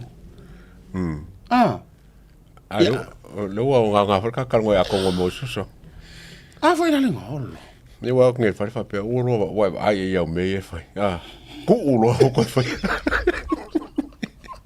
le ai ele ka ya ese ko le fo le wo fa e ke pilive ya ese ko le fo ye wa fa ko le fo fa pe fa kali bala shaka ka ya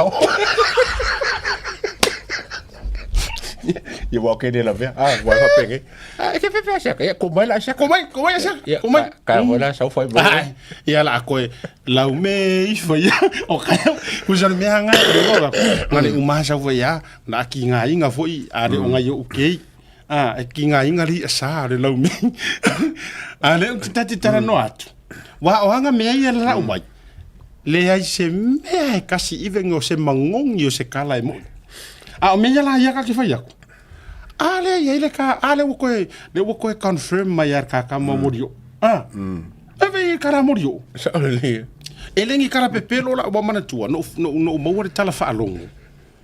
E ku le vai, ku no we pi o le vai. O tala la ia o kara whaalongo i o ka whapea.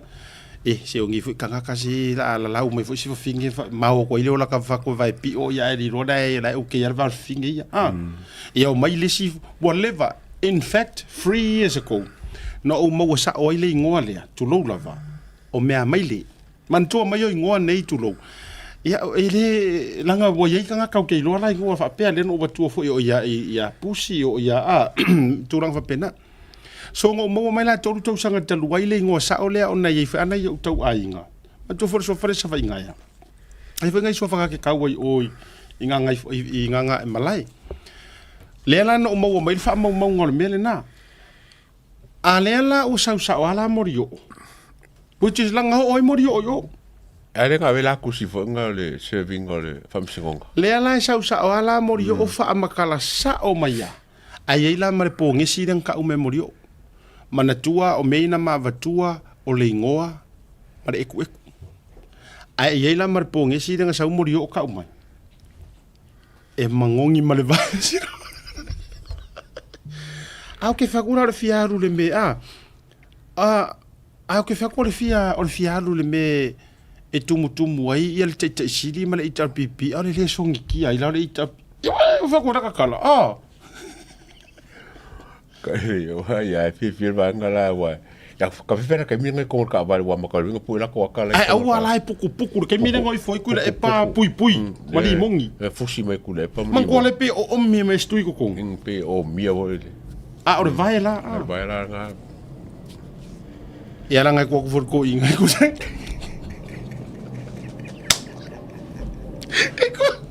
eko o gira ngo eko ko foi ko ngor fi o mi ile ya kama o kama foi la tu ro le va tu wen o kama foi la ya kasi kama foi le pira ko inga mu vo yere ku ro le mo e wala si la fie sa mo kama foi ko ka inga mu ko va fa nga ure mo e puku ba tu a tasi tanga tai fa mai fi eso ro po eso ro po ar ko inga me na nga le ku ko ngor ka va de fi eso po ide Oh my god boy, tatou las fana o sia tali ile tatou fa mavai tatou fa silanga. Ole aso soifua talo faki ki a misia o le toru tau sanga. Ole alo le o sia uso la kamala fa penga fa ka kamala le mai la u ya oka. Oi ya. Ya atapana. O sio na tali ila le, sio na lo le. A la u kau kai la le, kau kai vasa la le la ku maus ma u kamai ole angai Felicia. Ya, manuia lo wasa soifua au te roa sautia. Fa manuyanga mo le atonga le tolu tu sanga le tali i au te roa sautia o fusi va ye sa napu ma sau. Alo fongia le tualo wala tupu ia tu mau pea i o lunga le faa malo longa mamana le tua mo esan. Fa manuia le tua i lo tu mua ise i o ia lofi o vai.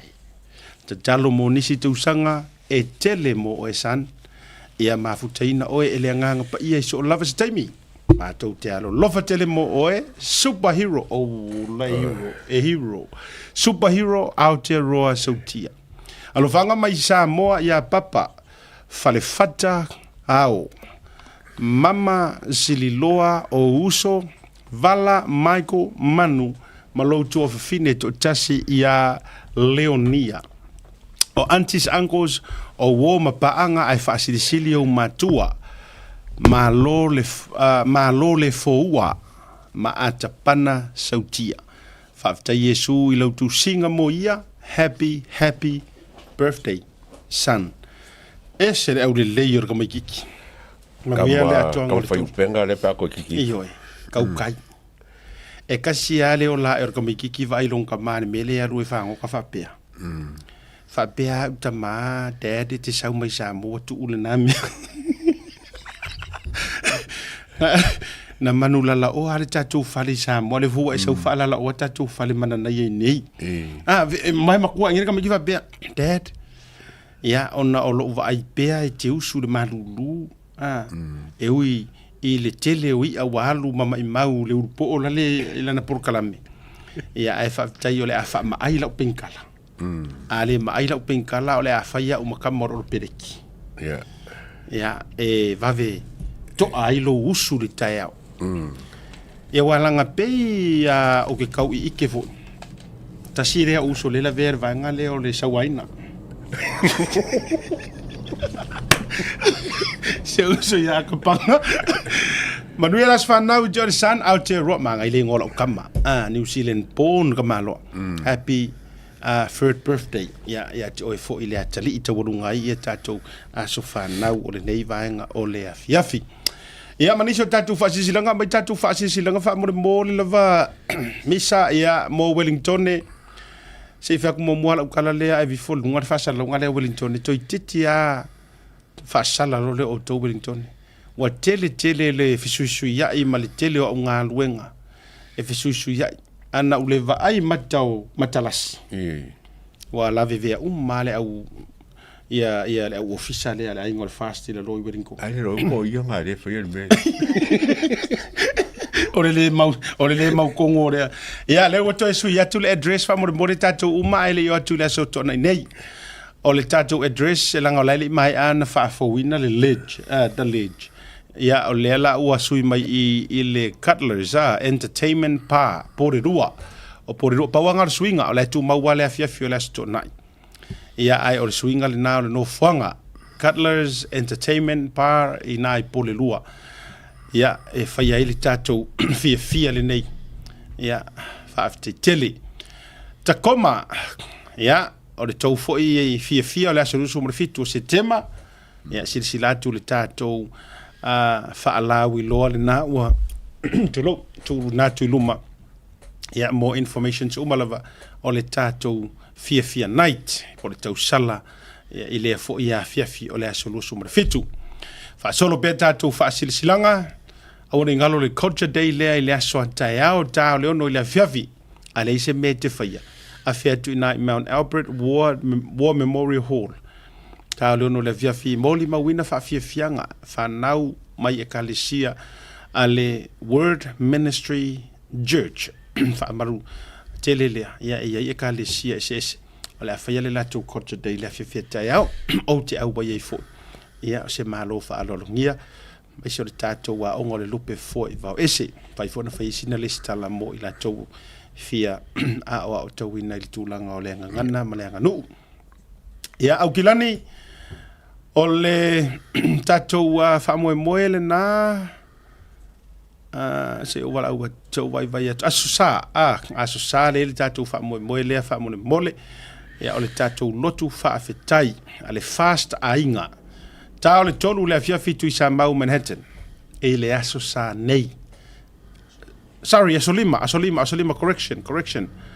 asolima o kitopa ya me vele kau fala iki me ola lima misa wa ilo vu kau le angal vai ya asolima aso sa lima o kitopa sorry ele ole sa nei le tolu le fia fi ya ole a fia ile tato fia le ya wala watu wai malanga fa alo suiuma members of the fast au kilani il tatou lotu fa tai le si fa silanga le taua to natu ya mo le fa moe o salelolonga po o salelolonga ile aso to nei fa mo le tama fa nau suli ma feoi paulo fo I mangafa malu ai lo tatou ekalesia matama fa nau salelolonga ia fio mai matala mai au le wai Samoa New Zealand nei le tatou whainga malanga malu so ngai le tai po le tausi matanga luenga Reverend Asosili sue ia ai mese fo le au malanga mai Samoa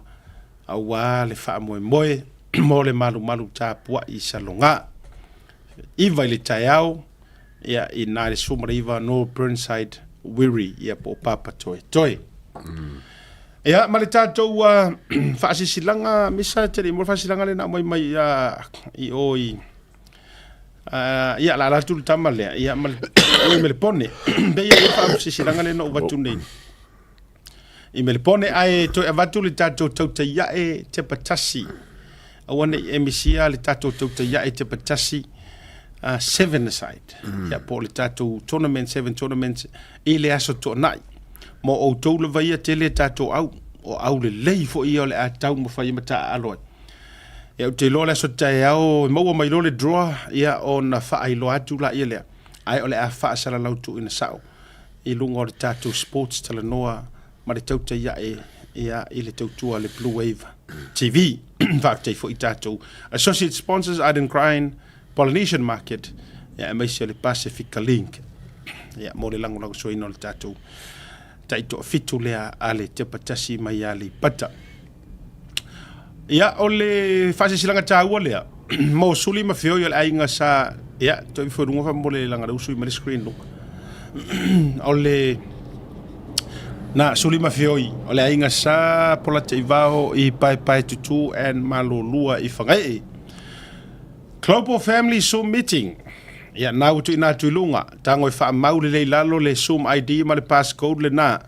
Wha mau fo i lalo maso ma taimi wha mo le mole. Mo tatou New Zealand, Australia, e maisi o Samoa, wha pia fo i Amerika, ma Amerika Samoa. Nau tu ina tuilunga, wha mo le mole suli ma feoi o le ainga sa pola te vao, i pai tutu, ma malo lua i whangai. O tau meetings na o le Zoom, ia ma taimi e utangi ane, ia seinia a fionga le sao pola te vao pou valu, ma le ainga sa pola te vao i pai tutu, ma malo lua i whangai. Ia, whaftai le fiafi le ataua, se vai ngata whai upo nisi fo te fia wha malo oia tate le i wha mawai. La pokalama kai au. O le tatou Tautai A'e le so tau whaftai lava. E tā le itu lai lua. Tā le lua.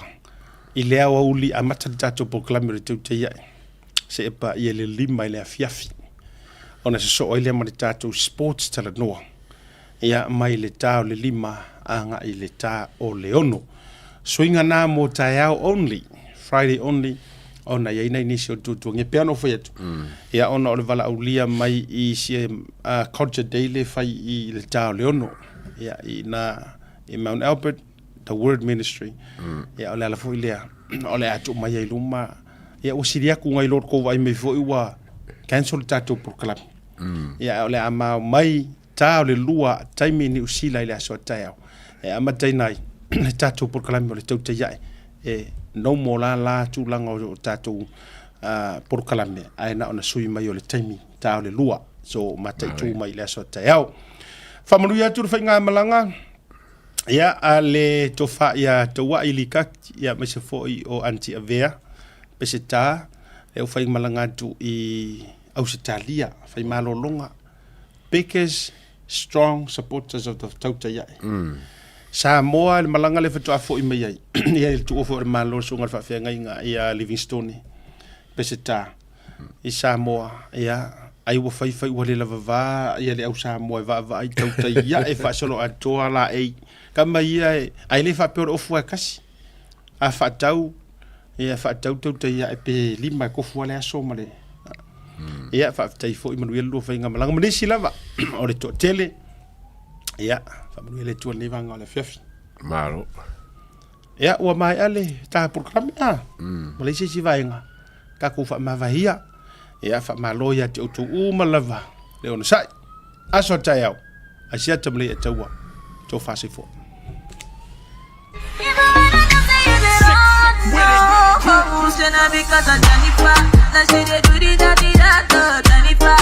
I'm looking for that girl called Jennifer. Now she is spoiling your mind like a Lucifer. Now she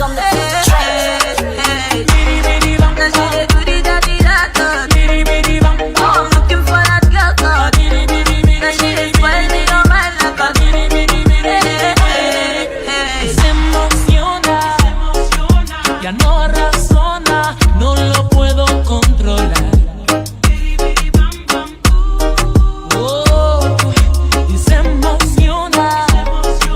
Ya no